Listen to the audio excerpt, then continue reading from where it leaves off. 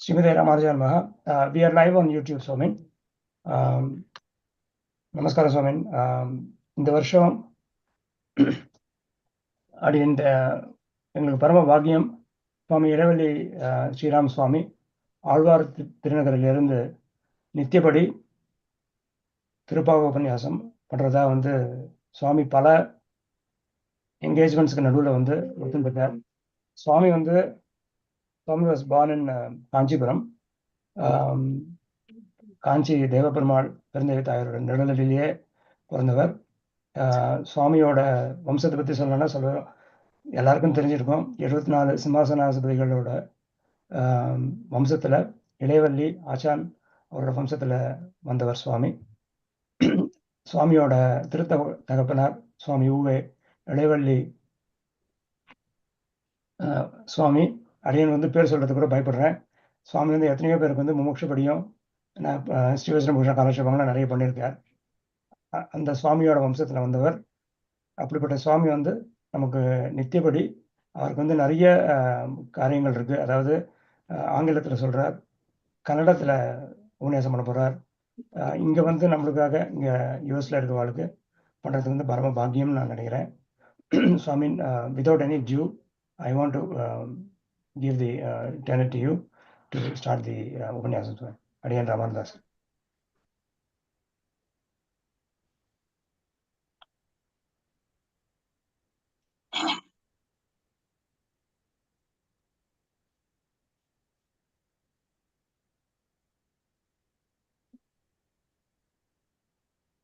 नम प्रणव शोभितं नवकषाय कंठांबरं त्रिदंड परिमंडितं त्रिविध तत्व निर्वाहकं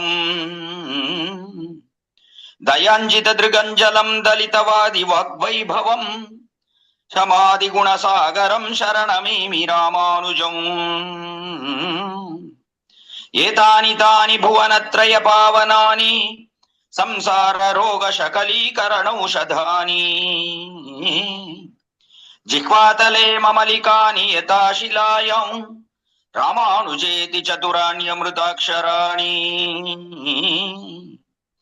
பற்பமெனத்திகள் பைங்கடலும் தன் பல்லவமே விரலும் பாவனமாகிய பைந்துவராடை பதிந்த மருங்கழகும் முப்பொறி நூலோடு முன் கையிலேந்திய முக்கோள் தன்னழகும் முன்னவர் தந்திடு மொழிகள் நிறைந்திடு முறுவல் நிலாவழகும் கற்பகமே விழி கருணை பொழிந்திடு கமல கண்ணழகும் காரி சுதன் கடல் சூடிய முடியும் கனநர்ச்சிக முடியும்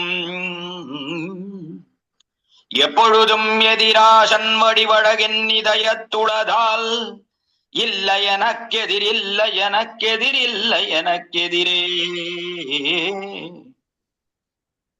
नमज्जनस्स चित्त वित्ति भक्ति चित्र तूडिका भवाहि वीर्य भंजने नरेन्द्र मंत्र यंत्रणा प्रपन्न लोक कैरव प्रसन्न चारु चंद्रिका शटारि हस्त मुद्रिका हठाद्धुनोतु मे तमः श्रीमत्यै विष्णु चित्तार्य मनोनंदन हेतवे नंदनंदन सुंदरियै गोदायै नित्यमंगलम् श्रीमते रम्यजा मातृमुनीन्द्राय महात्मने श्रीरंगवासिने भूयात् नित्यश्रीः नित्यमंगलम्।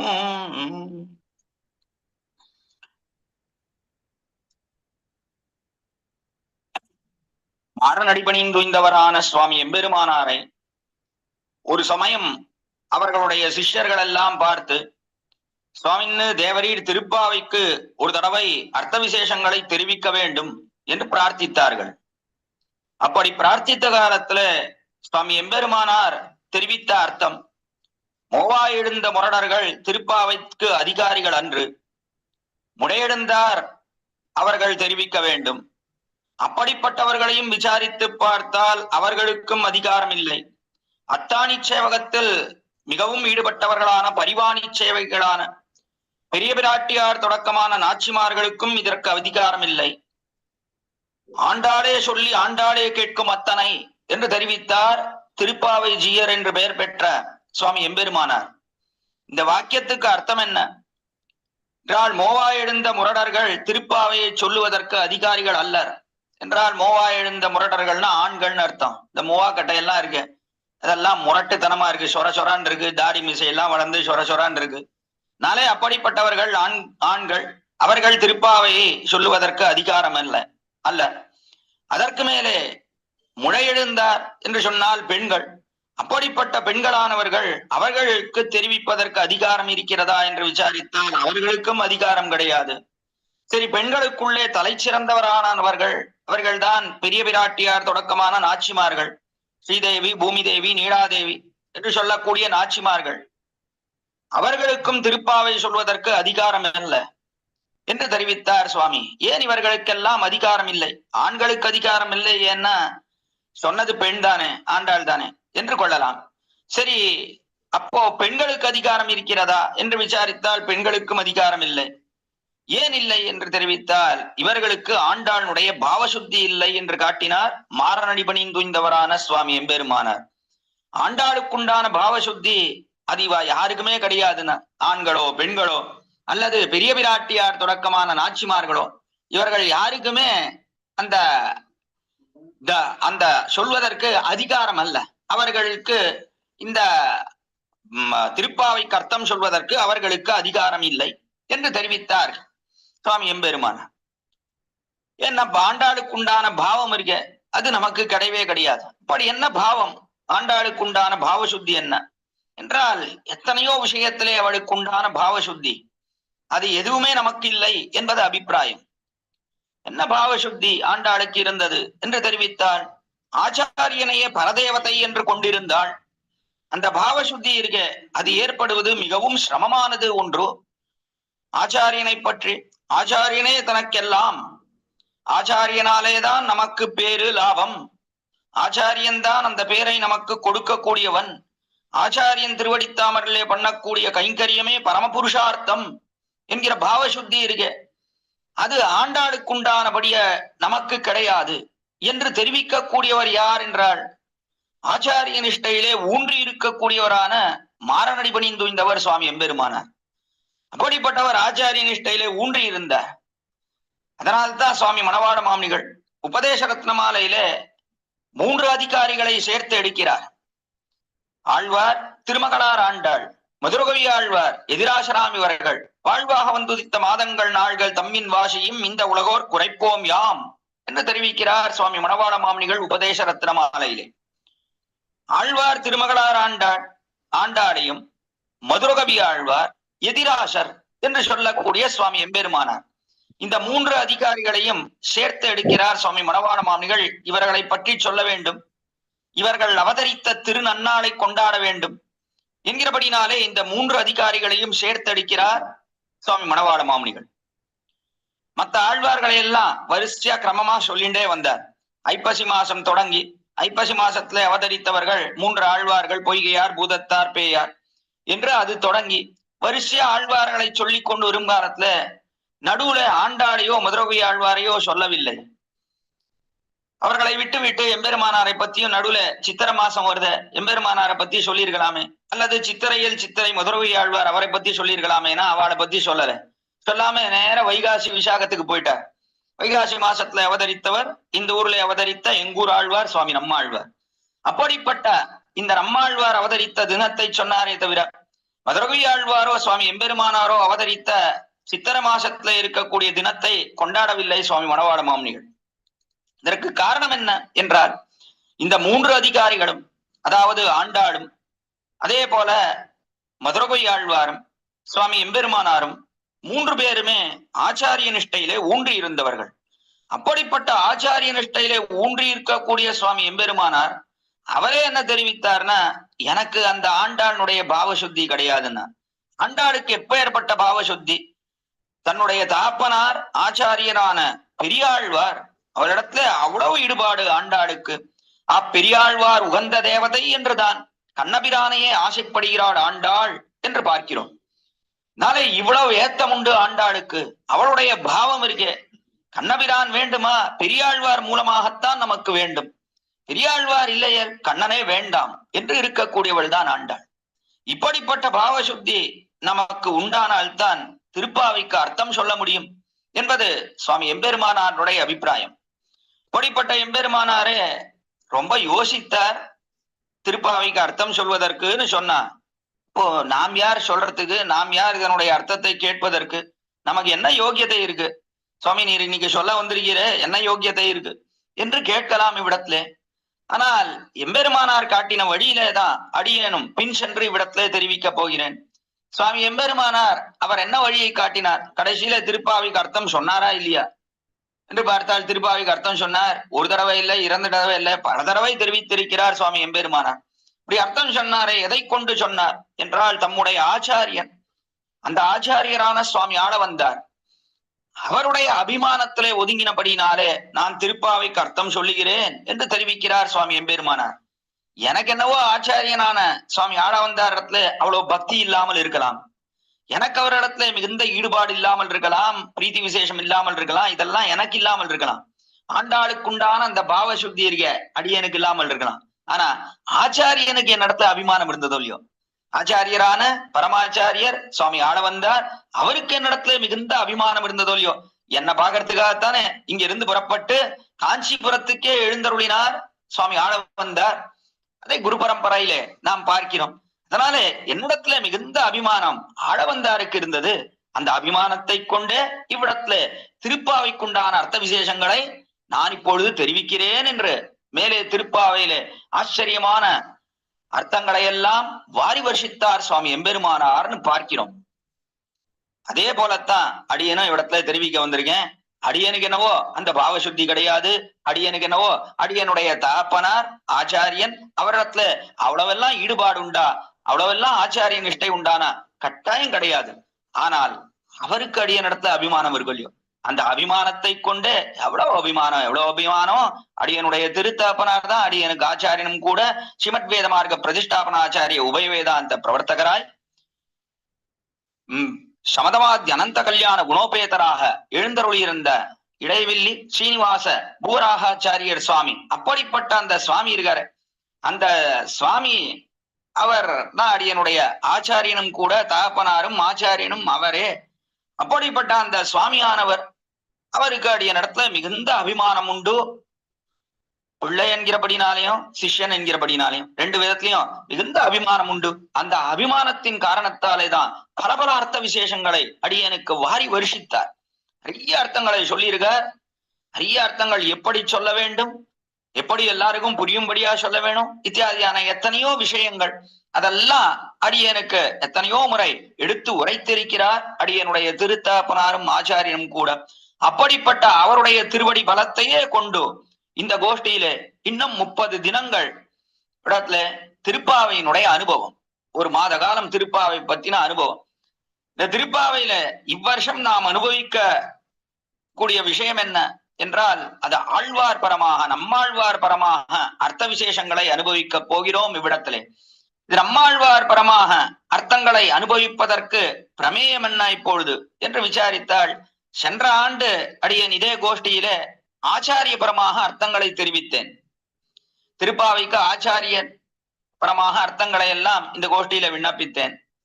இப்பொழுது இந்த வருஷம் அந்த ஆச்சாரியர்களுக்குள்ளே தலைவராக இருக்கக்கூடியவர் யாருன்னா அவர்தான் சுவாமி நம்மாழ்வார்.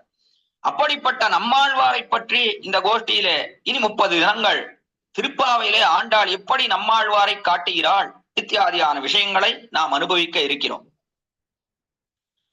அது நம்மாழ்வாரனுடைய அனுகிரகத்தாலே ஏற்பட்டது ஒன்று. அதற்கு மேலே இன்றைய தினம் ஒரு அற்புதமான சுதினம். என்ன தினம் என்றால், இந்த தினத்தைத்தான் மேலே கொண்டாடப் போகிறாள் ஆண்டாள். அப்பொழுது மேலே தெரிவிக்கிறேன். இவ்விடத்துல பெரியவாச்சான் பிள்ளை ஒரு அற்புதமான வாக்கியம் எழுதுகிறார் தம்முடைய 3000 படி வியாக்கியானத்துல. தேகாத்மாபிமானிகளுக்கும் ஆத்மஸ்வரூபம் கைவந்திருக்கும் ரிஷிகளுக்கும் பர்வத பரமானு ஓட்டவா சிபோரும், ரிஷிகளுக்கும் ஆழ்வார்களுக்கும் அத்தனவா சிபோரும், ஆழ்வார்களுக்கும் பெரியாழ்வாருக்கும் அத்தனவா சிபோரும், பெரியாழ்வாருக்கும் ஆண்டாளுக்கும் அத்தனவா சிபோரும் என்ற ஆச்சரியமான வார்த்தை. தேகாத்மாபிமானிகளுக்கும் ஆத்மஸ்வரூபம் கைவந்திருக்கும் ரிஷிகளுக்கும் பர்வத பரமானு ஓட்ட வாசிபோரும் என்று தெரிவித்தார் சுவாமி பெரியவாச்சான் பிள்ளை. தேகாத்மாபிமானிகள் என்று சொன்னால் தேகமே ஆத்மா, என்று அபிமானிக்க கூடியவர்கள். தேகம் வேறு ஆத்மா வேறு என்கிற எண்ணம் இல்லாமல் தேகம்தான் ஆத்மான, நம்ம பார்க்கக்கூடிய நம்முடைய உடம்பு தான் ஆத்மாவை தவிர உடம்பை காட்டிலும் வேறுபட்டது ஆத்மா என்கிற ஞானம் இல்லாதவர்கள். அதனாலே தேகத்தினிடத்திலே மிகுந்த அபிமானம், ஈடுபாடு, மிகுந்த பிரீத்தி. இந்த தேகத்திலே தேகத்துக்கே எப்பொழுதும் காரியம் செய்து போவது, உண்டிரா கிடக்கும் போதும் உடலுக்கே கரைந்து நைந்து என்று இந்த சரீரத்துக்காகவே பாடுபட்டு இருக்கிறதுக்கே அது தேகாத்மாபிமானிகளுடைய நிலை. அப்படிப்பட்ட தேகாத்மாபிமானிகள் அவர்களுக்கும் ஆத்மஸ்வரூபம் கைவந்திருக்கும் ரிஷிகள், ஆத்மாவை பற்றின நன்றான ஞானத்தோட கூடின ரிஷிகளானவர்கள், அவர்களுக்கும் பர்வத பரமாணு ஓட்ட வாசி போரும். பரமாணு ஸ்தானத்துல இருக்கக்கூடியவர்கள் தேகமே ஆத்மா என்று நினைக்கக்கூடியவர்கள், பெரிய பர்வதம் மலையை போல இருக்கக்கூடியவர்கள், அவர்கள்தான் ஆத்மஸ்வரூபம் கைவந்திருக்கும் ரிஷிகள். ஆத்மாவை பத்தி நன்னா தெரியறத வாழுக, நமக்கு ஒன்னும் தெரிய மாட்டேங்கிறது. ஆஸ்மாவை பத்தி வேணா நன்னா தெரியறது. குளிர்காலத்துல நல்ல நிறைய மூச்சு இழுத்து இழுத்து விடுறோமே, இந்த ஆஸ்மான்னு ஒரு வியாதி இருக்கு, அதை பத்தி வேணா தெரியறது. ஆனா ஆத்மாவை பத்தி நமக்கு ஏதாவது தெரியறதானா ஒன்றும் தெரியறது இல்லை. நம்முடைய நிலை எப்படி இருக்கு? நாம் தேகாத்மா அபிமானிகள்னு சொல்வதா, அல்லது ஆத்மஸ்வரூபம் கைவந்திருக்கும் மனிதர்கள்னு நம்மை நாம் சொல்லிக் கொள்வதா? ஒன்றும் நமக்கே தெரிய மாட்டேங்கிறது. சமயத்துல பார்த்தா ஆத்மஸ்வரூபம் தெரியற மாதிரி இருக்கு, சமயத்துல பார்த்தா ஒண்ணுமே தெரியாத மாதிரி இருக்கு. எப்பவுமே தேகத்தை பத்தியே சிந்தை ஓடுறது. இப்படியும் இருக்கு அப்படியும் இருக்கு நமக்கு. ஆனால் ரிஷிகளுக்கும் சாதாரண சம்சாரிகள் அவர்களுக்கும் என்ன நிலைமை என்றால், ஒரு பர்வதத்துக்கும் பரமாணுவுக்கும் என்ன வித்தியாசமோ அந்த வித்தியாசம் உண்டு இரண்டு பேருக்கும். இப்பொழுது இந்த ரிஷிகளுக்கும் ஆழ்வார்களுக்கும் வித்தியாசத்தை எடுத்து பார்த்தால், ஆழ்வார்களும் ரிஷிகளும் எப்படி இருக்கா அப்படின்னா, அவர்களுக்கு நடுவிலே பர்வத பரமாணு ஓட்ட வாசி போரும். ரிஷிகளானவர்கள் பரமாணு ஸ்தானத்துல இருக்கக்கூடியவர்கள், சிறியவர்கள், மிகவும் சிறியவர்கள். ஆழ்வார்களை எடுத்து பார்த்தால் மிகவும் பெரியவர்களாக இருக்கிறார்கள் ஆழ்வார்கள். அதற்கு காரணம் என்ன என்றால், ரிஷிகள் எல்லாம் தாங்கள் தபசு பண்ணி ஞானத்தை அடைந்தார்கள் எம்பெருமானிடத்திலிருந்து. அந்த தபஸுக்கு சேர எவ்வளவு ஞானம் வருமோ அவ்வளவு ஞானம் தான் வந்தது ரிஷிகளுக்கு. ஆனா ஆழ்வார்களுக்கு அப்படி அன்று. ஆழ்வார்களுக்கு எம்பெருமான் மயர்வரம் அதினெல்லாம் அருளினான் என்று அஜ்ஞானத்தை அடியோடு போக்கி பக்தி ரூபா பண்ண ஞானத்தை ஆழ்வார்களுக்கு கொடுத்தபடினாலே ஆழ்வார்களுடைய ஞானம் இருக்கே அது தெளிந்த ஞானம், சந்தேகத்துக்கு விஷயமே கிடையாத விடத்துல. ஆனா ரிஷிகளுடையது அப்படி கிடையாது. தாங்கள் தபசு பண்ணி அடைந்த ஞானமானபடினாலே தபஸுக்கு எவ்வளவு பலன் கிடைக்குமோ அவ்வளவு பலன் கிடைத்தது, அதுதான் ஞானம். ஆனால் ஆழ்வார்களுடையது அப்படி என்று. அதனாலே வித்தியாசம் இருக்கிறது இவர்கள் நடுவிலே. அதற்கு மேலே ஆழ்வார்கள் எம்பெருமானுக்கு ஒரு குறையும் இல்லாமல் இருக்க வேண்டும் என்று பகவத் சமிருத்தியை நிறைய பிரார்த்தித்தார்கள் ஆழ்வார்கள். அதை போல் அன்று ரிஷிகளானவர்கள் தங்களுடைய ஆத்மோஜீவனம், தங்களுடைய ஆத்மாவுக்கு நன்மையை தேட வேண்டும், நாம் தேட வேண்டும், நாம் தேட வேண்டும் என்று நினைத்தார்கள் ரிஷிகள். அதனாலேயும் வித்தியாசம் உண்டு. சரி, இந்த ஆழ்வார்களையும் பெரியாழ்வாரையும் எடுத்துட்டு பார்த்தா, ஆழ்வார்கள் பரமானு ஸ்தானத்துல இருக்கிறவா, பெரியாழ்வார் பெரிய மலையை போல இருக்கிறவர். ஏன் அப்படின்னா அவருக்கு தம்மை பத்தின சிந்தையே கிடையாது. எப்ப வேணாலும் எம்பெருமானுக்கு ஒரு குறையும் இல்லாமல் இருக்கணும்னு இதையே நினைத்து கொண்டிருப்பார் பெரியாழ்வார். மங்களாசாசனத்துல மற்றுள்ள ஆழ்வார்கள் தங்களார்வ தளவுதான் நீ பொங்கும் பரிவாலே வில்லிபுத்தூர் பட்டபிரான் பெற்றான் பெரியாழ்வார் என்னும் பெயர் என்று தெரிவிக்கிறார் மணவாள மாமுனிகள். மங்களாசாசனம்னு எடுத்துட்டா இவருக்கு உண்டானதற்கு பொங்கும் பரிவு. மற்ற ஆழ்வார்களுக்கெல்லாம் எப்பொழுதாவது மங்களாசாசன தற்பரத்தை வரும், அது காதாச்சிக்கம், அது சில சமயம் வரும், சில சமயம் வராமல் இருக்கும். ஆனால் பெரியாழ்வாருக்கு எப்பொழுதும் அதேதான் அபிப்பிராயம். எப்பொழுதும் எம்பெருமானுக்கு என்ன ஆபத்து வருமோ அவனுக்கு ஆபத்து வராமல் இருக்கணும் என்று இவருக்கு இது நித்தியம் என்று காட்டினார். இவருக்கு நித்தியமாக செல்லக்கூடியது இந்த மங்களாசாசன தற்பரத்தை. அதனாலே பெரியாழ்வாருக்கும் மற்ற ஆழ்வார்களுக்கும் பர்வத பரமானு ஓட்ட வாசி போரும் என்று காட்டினார்.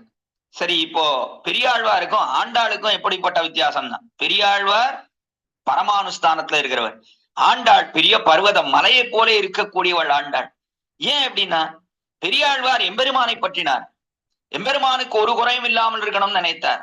அப்படி அல்லாமல் ஆண்டாடானவள் ஆச்சாரியனையே பற்றினாள். பெரியாழ்வாரே தனக்கு பரதேவதை என்று நினைத்திருந்தாள். இப்படிப்பட்ட பரதேவதையான பெரியாழ்வார் இவர் விரும்பின பரதேவதை எம்பெருமான். அதனாலே அவனிடத்துல பிரீத்தி, அதனாலே கண்ணனிடத்துல பிரீத்தி ஆண்டாளுக்கே தவிர நேராக எம்பெருமானிடத்திலே கண்ணபிரானிடத்திலே பிரீதி இல்லை என்பதுதான் ஆண்டாளுக்குண்டான விஷயம். அதனாலே ஆண்டாள் ஆச்சாரிய நிஷ்டையிலே ஊன்றி இருக்கக்கூடியவள். அப்படிப்பட்ட ஆண்டாள் இப்பொழுது திருப்பாவை பாடுகிறாள் என்று தெரிவித்தால் அதற்கு அபிப்பிராயம் என்ன என்றால், இவ்விடத்திலே ஆண்டாள் ஆச்சாரியனையே காட்டுகிறாள். முக்கியமாக ஆச்சாரியனை இட்டுத்தான் தனக்கு பேரு, எம்பெருமானோடே தான் சேருகிறாள் என்று சொன்னாள். ஆச்சாரியனை முன்னிட்டே சேருகிறாள். ஆச்சாரியன் உகந்த தேவதை கண்ணபிரானானபடினாலே சேருகிறாள் என்பதுதான் விஷயம் இவ்விடத்திலே. அதனாலே ஆண்டாள் ஆச்சாரிய நிஷ்டையிலே ஊன்றியிருந்தவள் என்கிறபடினாலே தான் இவள் பர்வதஸ்தானத்திலே இருக்கிறாள், பெரிய மலையை போலே இருக்கிறாள் என்பதுதான் ஏற்றம் ஆண்டாளுக்கு. அப்படிப்பட்ட ஆண்டாள் இருக்காளே, இதைத்தான் காட்டினாள் அக்காலத்திலே ஆண்டாள். இந்த லோகத்திலே திருவோதாரம் பண்ணினாலே ஆண்டாள். திருவோதாரம் பூமி பிராட்டி தான் வந்து ஆண்டாளா பிறக்கிறாள். அப்படி திருவோதாரம் பண்ணும் காலத்திலே அவளுக்கு அபிப்பிராயம் என்ன? எம்பெருமானுக்கு பூமாலை கட்டி சமர்ப்பிக்க வேண்டும், பாமாலை கட்டி சமர்ப்பிக்க வேண்டும். அதாவது எம்பெருமானுக்கு புஷ்பங்களால் ஆன மாலை அதை கட்டி சமர்ப்பித்தால் எம்பெருமானுக்கு மிகுந்த ஆனந்தம் ஏற்படும். எம்பெருமான் இருக்கானே, இவர்களுக்கு தன்னுடைய சாம்ராஜ்யத்தையே கொடுப்பன், பரவத்தை கொடுத்து விடுவன் என்பது வராகப் பெருமாள் காட்டின அர்த்தமானபடினாலே பூமி பிராட்டி அதையும் நினைத்தாள். அடுத்தபடியாக ஒருத்தன் பாட்டாளான மாலை அதை கட்டி சமர்ப்பித்தால் எம்பெருமானுக்கு மிகுந்த ஈடுபாடு ஏற்படும் என்பதையும் வராகப் பெருமாள் சொல்ல கேட்டாள் பூமி பிராட்டி. அதனாலே தான் இந்த லோகத்துல ஆண்டாளாக வந்து திருவோதாரம் பண்ணினாள். பூமாலை அது கட்டி சமர்ப்பிக்க யாருக்கும் தெரியாது. சரி, ஒருவேளை அது கட்டி சமர்ப்பித்தாலும் கூட, புஷ்பங்களால எத்தனையோ பேர் மாலை கட்டி சமர்ப்பிக்கிறார், அது கட்டி சமர்ப்பித்தாலும் கூட பாட்டுக்களாலான மாலை என்பது அது அடியோடு இவர்களுக்கு கட்டி சமர்ப்பிக்க தெரியாது. ஆனபடினாலே நாமே போய் திருவோதாரம் பண்ணுவோம். இந்த லோகத்திலே எல்லோருக்கும் பாட்டுக்களாலான ஒரு மாலை, அதுதான் திருப்பாவை. அந்த திருப்பாவை கொடுப்போம் எல்லோருக்கும். அப்படி கொடுப்பது மட்டும் இல்லாமல் இந்த திருப்பாவையின் மூலமாக எல்லோருக்கும் ஒரு ஆச்சாரிய சம்பந்தத்தை ஏற்படுத்துவோம். அதைத்தான் கடைசியில தெரிவிக்கிறாள். அணிபுதுவை பைங்கமல தந்தெறியல் பட்டர்பிரான் கோதை சொன்னா என்று. பட்டர்பிரான் கோதைன்னு ஏன் சொல்லணும்? தன் தகப்பனார் பேரை இட்டு ஏன் சொல்லணும் என்றால், ஆச்சாரிய சம்பந்தம் ரொம்ப முக்கியம் என்பதை காட்டுகிறாள் இவ்விடத்துல. ஆச்சாரியனாலேயே பேரு. இங்க இருக்கக்கூடிய ஜீவாத்மாக்கள் இவர்களை எம்பெருமானை ஒரு தடவை நினைன்னு சொன்னாலும் நினைக்க மாட்டான். சரி, அடுத்தபடியாக மாலை கட்டி அவனுக்கு சமர்ப்பியுங்கோன்னு சொல்ல, மாலை கட்ட தெரியாதுன்னுவா. சரி, நான் பாடுறேன் திருப்பாவை, அதை திருப்பி பாடுங்கோ அப்படின்னு சொன்னா அதை பாடவும் தெரியாதுன்னுவா. அதுவும் தெரியாது. என்னத்தான் தெரியும்? ஒன்னும் தெரியாது இந்த லோகத்துல இருக்கக்கூடியவர்களுக்கு. இப்படிப்பட்டவனுக்கு எது நற்கதியை ஏற்படுத்தும் என்று சொன்னால் ஆச்சாரிய அபிமானமே உத்தாரகம் என்று. இதுக்கெல்லாம் மீண்டவன் அவன் ஆச்சாரிய சம்பந்தத்தாலேயே எம்பெருமானை அடைகிறான் என்பதுதான் விஷயம். அதனால்தான் திருப்பாவையை பாடினாள் ஆண்டாள். இதனாலே தெரிவிக்கப்பட்டது என்ன என்றால், திருப்பாவையிலே ஆச்சாரிய சம்பந்தம் மிகவும் முக்கியமானது என்பதைத்தான் அற்புதமாக மேலே நிரூபிக்கிறாள் ஆண்டாள் இந்த 30 பாசுரங்களிலே என்பது விஷயம். சரி, ஆச்சாரியன் ஆச்சாரியன்னு சொல்லிண்டே இருந்தா யார் அந்த ஆச்சாரியன்? யாரை நாம் ஆச்சாரியனாக கொள்ள வேண்டும் என்றால், கீழேயே தெரிவித்தேன் தொடக்கத்திலேயே. ஆச்சாரியன் என்பது இப்பொழுது இந்த வருடம் நாம் யாரை கொண்டு அனுபவிக்க இருக்கிறோம்னா, பரமாச்சாரியரான சுவாமி நம்மாழ்வார், பிரதமாச்சாரியரான சுவாமி நம்மாழ்வார். ஆச்சாரியர்னு சொன்னா முதல் ஆச்சாரியர் யார்? சுவாமி நம்மாழ்வார். குரு பரம்பரையை எப்படி நாம் பார்க்கிறோம் என்றால், பெரிய பெருமாள், பெரிய பிராட்டியார், சேன முதலியார், அதற்கு பிற்பாடு நம்மாழ்வார் என்று பார்க்கிறோம். ஆக ஆழ்வார் அதாவது பலபிறப்பும் பிறந்து கொண்டிருந்த ஆழ்வார். அப்படிப்பட்டவர் இந்நில உலகத்திலே வந்து தோன்றினார் என்று தெரிவித்தால், அப்படி முதல்ல தோன்றினவர் நமக்கு ஆச்சாரிய ஸ்தானத்திலே இருக்கக்கூடியவர் என்று சொன்னால் அது சுவாமி நம்மாழ்வார். ஏன்னா மத்த 3 பேருக்கால எம்பெருமான் அவன் பரமபதத்திலே இருக்கக்கூடியவன். அடுத்தபடியாக பிராட்டி ஸ்ரீமகாலட்சுமி ஸ்ரீரங்கநாச்சியார், அவளும் பரமபதத்திலே இருக்கக்கூடியவள். பெரிய பெருமாள், பெரிய பிராட்டியார். அதற்கு மேலே சேன முதலியார்னு சொல்லக்கூடியவர், அவரும் பரமபதத்திலே இருக்கக்கூடியவர் விஸ்வக்சேனர். இந்நில உலகத்திலே முதல்ல ஆச்சாரிய ஸ்தானத்தை வகிக்கக்கூடியவர் என்று சொன்னால் பிரதமாச்சாரியம் பராங்குஷம் வந்தே என்று கொண்டாடப்படுகிறார். பிரதமாச்சாரியராக இருக்கக்கூடிய பராங்குஷர், அவரைத்தான் நாம் வணங்க வேண்டும்.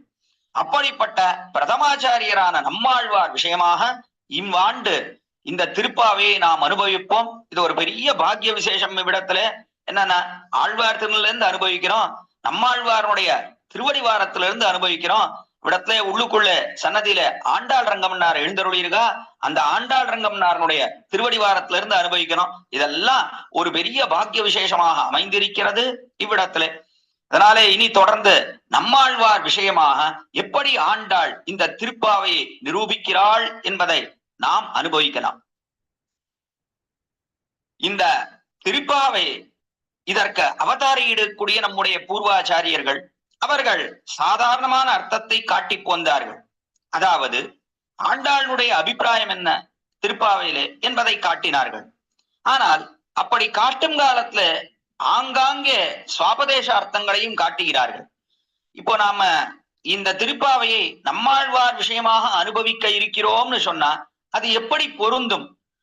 இங்க நம்மாழ்வார் விஷயமாக அனுபவிப்பதுன்னு சொன்னா பலவிதமாக அனுபவிக்கலாம். இதே திருப்பாவை எப்படி அனுபவிக்கலாம் என்றால், ஒரு விதம் அது என்னன்னா, நம்மாழ்வார் பாடின திவ்ய பிரபந்தங்கள், அவர் அருளி செய்த திவ்ய பிரபந்தங்களை கொண்டு அதே போலத்தான் ஆண்டாள் இங்கே திருப்பாவையிலே பாசுரம் பாடியிருக்கிறாள் என்று சொல்லி ஒரு அனுபவம் அனுபவிக்கலாம். ஆனால் இவ்வாண்டு அப்படி நாம் அனுபவிக்க போவதில்லை. இது எப்படிப்பட்ட அனுபவம் என்று சொன்னால், அப்படி திருவாய்மொழியோ அல்லது மற்ற ஆழ்வார்னுடைய திவ்ய பிரபந்தங்களையோ கொண்டு அனுபவிக்க போவதில்லை. ஆங்காங்கே அந்த பாசுரங்களை கொண்டு அனுபவித்தாலும், முக்கியமாக இவ்விடத்துல திருப்பாவைக்கு கதாநாயகர் யார் என்றால் அது சுவாமி நம்மாழ்வார். நம்மாழ்வார் தான் இப்ப கதாநாயகர். நம்மாழ்வார் தான் இந்த திருப்பாவைக்கு முக்கியமான கதாபாத்திரமாக இருக்கக்கூடியவர் என்று நாம் இப்பொழுது அனுபவிக்க போகிறோம். உண்மையிலேயே ஆண்டாள் யாரை குறித்து பாசுரம் பாடினாள் என்றால் கண்ணபிரானை குறித்து பாசுரம் பாடினாள் என்றுதான் பூர்வாச்சாரியர்கள் எல்லா இடத்திலும் வியாக்கியானம் பண்ணி காட்டுகிறார்கள். அதுல அநேக வியாக்கியானங்களை பார்க்கிறோம் இவ்விடத்துல. அதுல 2000 படி, 4000 படி, 3000 படி, 4000 படி, 5000 படி, 6000 படி என்றெல்லாம் வியாக்கியானங்கள் பலபடியாக பார்க்கிறோம்.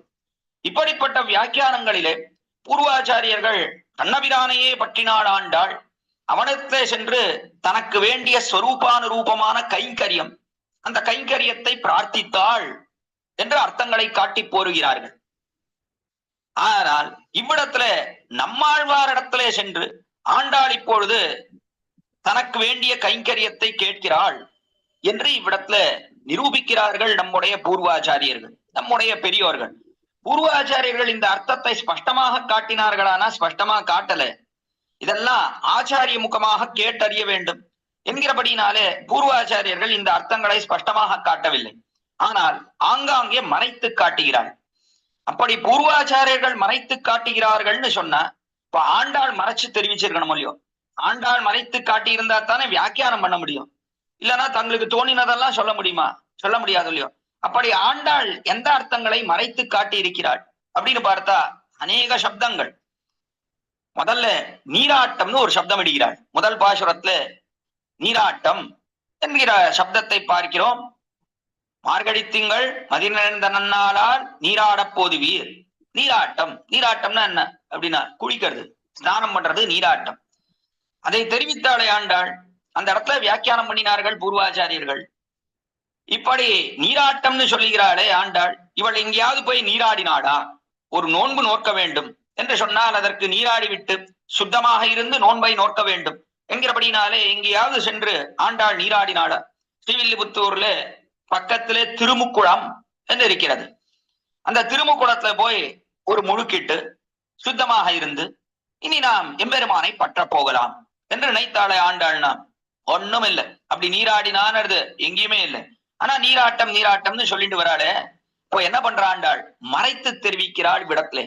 இந்த அர்த்தம் இருக்கே, நீராட்டம்னு சொல்லக்கூடியது பகவத் சம்ஸ்லேஷத்தை, பகவத் சம்ஸ்லேஷத்தை தான் சுனையாடல் நீராடல் என்றெல்லாம் தமிழர்கள் தெரிவிப்பார்கள் என்று பெரியவாச்சான் பிள்ளை எடுத்து காட்டுகிறார். மற்றும் உண்டான வியாக்கியாத்தாக்களுக்கும் அதே அபிப்பிராயம். ஆக நீராட்டம்ங்கிறத மறைச்சு காட்டுற ஆண்டாள். பகவத் சம்ஸ்லேஷம் பகவானோட சேருவதுதான், ஆனா அதை மறைத்து தெரிவிக்கிறாள்.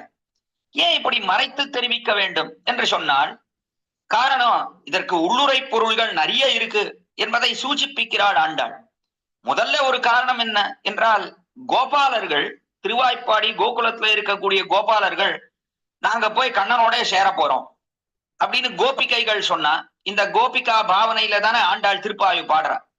அதனால கோபிகைகள்லாம் நாங்க கண்ணனோட போய் சேர போறோம் அப்படின்னு சொன்னா கோபாலர்கள் விடமாட்டார்கள். ஏற்கனவே அவ என்ன பண்ணா அப்படின்னா, கண்ணன் வளர்ந்து வந்தான், ரொம்ப கெட்டவனா இருக்கான், தூர்த்தனாயிரான் என்றான், நிறைய சேஷ்டை பண்றான். வெண்ணையை திருடினா முதல்ல சின்னவனா இருக்கும்போது, கொஞ்சம் வயசுக்கு வந்த உடனே பெண்களை திருட ஆரம்பிச்சுட்டான். எல்லா பெண்களையும் தூக்கின்னு போடுறான் கண்ணன். அதனாலே பார்த்தார்கள் கோபாலர்கள், பயந்து போனார்கள். இனி இந்த பெண்களை வெளியில விடக்கூடாது, இவர்களை எல்லாம் நிலவறைகள் அப்படின்னா வீட்டுக்கு கீழே இருக்கக்கூடிய அறைகள், நிலத்திலே இருக்கக்கூடிய அறைகள், ஆங்கிலத்துல சொல்றதுன்னா அண்டர் கிரவுண்ட் செல்லர்ஸ் என்று தெரிவிக்க வேண்டும். அப்படிப்பட்ட இடங்களிலே அடைத்து வைத்தார்கள் இந்த கோபாலர்கள் எல்லாம் கோபிகைகளை. அப்படி கோபிகைகள் அடைக்கப்பட்டபடினாலே அந்த நாட்டிலே திருவாய்ப்பாடியிலே மழை இல்லாமல் போயிற்று. மழை இல்லாதபடினாலே அந்த பசுக்கள் அவைகளெல்லாம் வாடிவிட்டன, பாலை கறப்பதை நிறுத்திவிட்டது அவைகள். பால் இல்லாதபடினாலே கோபாலர்களுக்கு போஜனத்துக்கே வழி கிடையாது. கோதனர்கள் என்று அவர்களுக்கு பேர். பசுக்களையே தங்களுக்கு ஐஸ்வர்யமாக கொண்டவர்கள். பசு பால் கறக்கிறது, தயிர், வெண்ணெய், நெய் இதெல்லாம் வித்து ஜீவிக்க கூடியவர்கள் இந்த இடையர்கள். அப்படி இருக்கிறபடினாலே பசுக்கள் பால் கறக்கவில்லை என்று சொன்னால் அப்புறம் எப்படி சாப்பிடுறது? அன்னத்துக்கே வழி இல்லை. பார்த்தார்கள் கோபாலர்கள், சரி இந்த பெண்களை எல்லாம் விடுவோம், இவர்கள் நோன்பு நோற்கட்டம், மழை வர வேண்டும் என்று சிறிய பெண்கள் அவர்கள் நோக்கக்கூடிய ஒரு நோன்பு, அந்த நோன்பை நோற்கட்டும் இந்த பெண்கள். அப்படி நோற்றார்கள் என்று தெரிவித்தால் மழை பொழியும், பசுக்கள் வாட்டமெல்லாம் தீரும், அதே போல அவைகள் நன்றாக பாலை கறக்கும், நாவும் ஜீவனத்தை நடத்தலாம் என்று நினைத்தார்கள் கோபாலர்கள். சரி, இப்போ நோன்பு நோக்கணும்னா அதுக்கு நிறைய கருவிகள் வேண்டுமே. அந்த கருவிகள் எல்லாம் யார் கொடுப்பார்கள்? நோன்புக்கு வேண்டியதெல்லாம் அந்த கருவிகள், அந்த சாமான்களை எல்லாம் யார் கொடுப்பார்கள் என்று பார்த்தார்கள் கோபாலர்கள். பார்த்து சரி பெண்கள் போய் கண்ணபிரானை சந்திக்கட்டும், கண்ணபிரான் தான் இப்படி பசுக்களை மேய்க்கிறேன் அப்படின்னு இப்படி ஏதோ ஒண்ணும் இல்லாமல் அப்படி தெரிஞ்சுட்டு இருக்கான். அதுக்கு மேல என்னன்னா, அவன் தான் இந்த ஊருக்கு ராஜா நந்தகோபர், அவருடைய பிள்ளையாகவும் இருக்கிறான். அதனால கோபிகைகளுக்கு என்ன வேணுமோ இந்த விரதத்தை அனுஷ்டிப்பதற்கு, இந்த நோன்பை நோற்பதற்கு அதையெல்லாம் கண்ணன் கொடுப்பன். அதனாலே கண்ணனை சென்று பார்த்து அவனிடத்திலே கேட்கட்டும் என்று நினைத்தார்கள் இந்த கோபாலர்கள். கண்ணனபிரானிடத்திலே கொண்டு போய் விட்டார். விட்ட காலத்துல கண்ணன் பார்த்தான், இந்த கோபிகைகளை ரொம்ப காலம் பார்க்கவே இல்லை கண்ணன். எங்க போனானே தெரியல. கண்ணனுக்கா சாப்பிட முடியல, தூங்க முடியல, என்னடா இது, எங்க போனார்கள் இந்த பெண்கள்? பெண்களை பார்க்கலன்னா அவனுக்கு நாடே செல்லாது. தினம் ஏதாவது ஒரு பெண்ணை பார்க்கணும், அவளோட பேசணும், கொஞ்ச காலம் ஆனந்தமா இருக்கணும், அவளை ஆலிங்கனம் பண்ணிக்கணும். இதெல்லாம் கண்ணபிரானுக்கு உண்டான ஆசை. அப்படி அல்லவா ஜீவாத்மாக்களை ஆசைப்படுகிறான் எம்பெருமான். நாளை இந்த ஆசை இருந்தபடினாலே கண்ணனுக்கு உறக்கமே இல்லை, எங்க போனா தெரியலையே. அந்த சமயத்துல ஒரு நாள் சாயங்காலம் இந்த கோபிகைகள் எல்லாம் அழைத்து வந்தார்கள் கோபாலர்கள். அழைத்து வந்து கண்ணபிரானிடத்திலே தெரிவித்தார்கள், கண்ணனே நம் ஊரில மழையே இல்லாமல் போயிற்று, அதனால இந்த கோபிகள் எல்லாம் இப்ப நோன்பு நோக்க போற, அந்த நோன்புக்கு வேண்டிய உபகரணங்களை எல்லாம் நீதான் கொடுக்க வேண்டும், அவர்கள் உன்னிடத்துல கேட்பார்கள், அதனால இந்த கோபிகைகளை உன்னிடத்துல ஒப்படைத்து விட்டு நாங்கள் செல்லுகிறோம்னு சொன்னான். சொன்ன உடனே கண்ணன் பார்த்தான், ரொம்ப ஆனந்தம் அவனுக்கு உள்ளுக்குள்ள மனசுக்குள்ள. ஆனா அந்த ஆனந்தத்தை வெளியில காட்டிக்காம அவன் தெரிவித்தான், அதெல்லாம் முடியவே முடியாது, திடீர்னு நீங்க இப்படிதான் கொண்டு வந்து விடுவேள் இந்த கோபிகளாம், அப்புறம் நாளைக்கு இந்த பெண்ணு காணும் அந்த பெண்ணு காணணும் என்னிடத்துல வந்து முறையிடுவீர்கள், வெறுமா கம்ப்ளைண்ட் பண்ணிட்டே இருப்பேள், அவ போனா இங்க போனா ரொம்ப நேரம் ஆயிடுத்து, என்ன பண்ணான் கண்ணன் தெரியலையே, போனவள் இன்னும் வரலையே என்றெல்லாம் சொல்லுவீர்கள். இந்த கதையே வேண்டாம் நமக்கு, நீங்க உங்க பெண்களை கூட்டின்னு போங்க, நீங்க என்ன வேணா பண்ணிக்கோங்கன்னுட்டான் கண்ணபிரான். இது வெறும் வெடி வாய் வார்த்தைக்கு சொன்னது. நாளை உள்ளுக்குள்ள மனசுல என்ன அபிப்பிராயம்? நாளை கண்ணனுக்கே மனதிலே ஒரு அபிப்பிராயம் இருக்குன்னு பார்க்கிறோம். அதே போலத்தான் ஆண்டாளுக்கும் மனசுல ஒரு அபிப்பிராயம் இருக்கு உள்ளுக்குள்ள. கண்ணனுக்கு என்ன அபிப்பிராயம் என்று தெரிவித்தால், பெண்களோட கூடுகிறோமா ரொம்ப ஆனந்தம் என்பது கண்ணபிரானுக்கு அபிப்பிராயம்.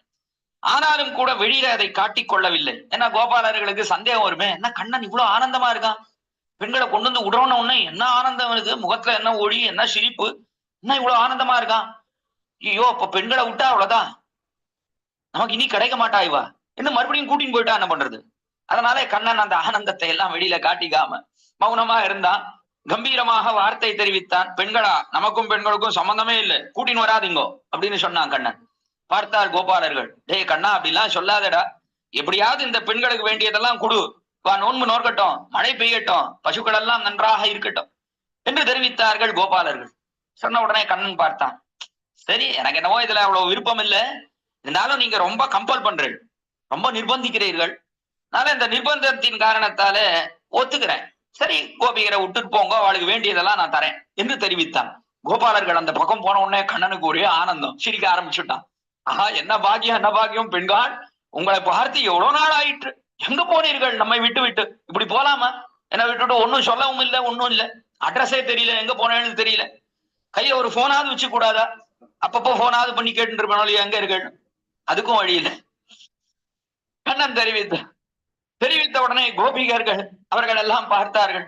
ஆமாங்கண்ணா என்ன பண்றது, போனையும் பிடுங்கி வச்சுட்டா, எங்க அப்பா போனையும் கொடுக்க மாட்டேன்னுட்டா, செல்போனுக்கு வழியே இல்லை, அதை கொடுத்துதானே மணிக்கணக்கு பேசிட்டே இருக்கா நம்முடைய குழந்தைகள், யாரோட பேசுறானே தெரிய மாட்டேங்கிறது, போனையும் பிடுங்கி வச்சுட்டா, ஒண்ணும் இல்லை, ரசமா தெரிவித்தேன். அந்த காலத்துல போன் உண்டான்லாம் கேட்க வேண்டாம். அப்படி எதுக்குமே வழி இல்லாமல் எங்களை எல்லாம் நிலவரங்கள்ல அடைத்து விட்டார்கள் கோபாலர்கள், என் செய்வது, இதனாலே உன்னை பார்க்க முடியவில்லை, நாங்களும் மிகுந்த வாட்டத்தை அடைந்தோம் என்று தெரிவித்தார்கள் கோபிகைகள்.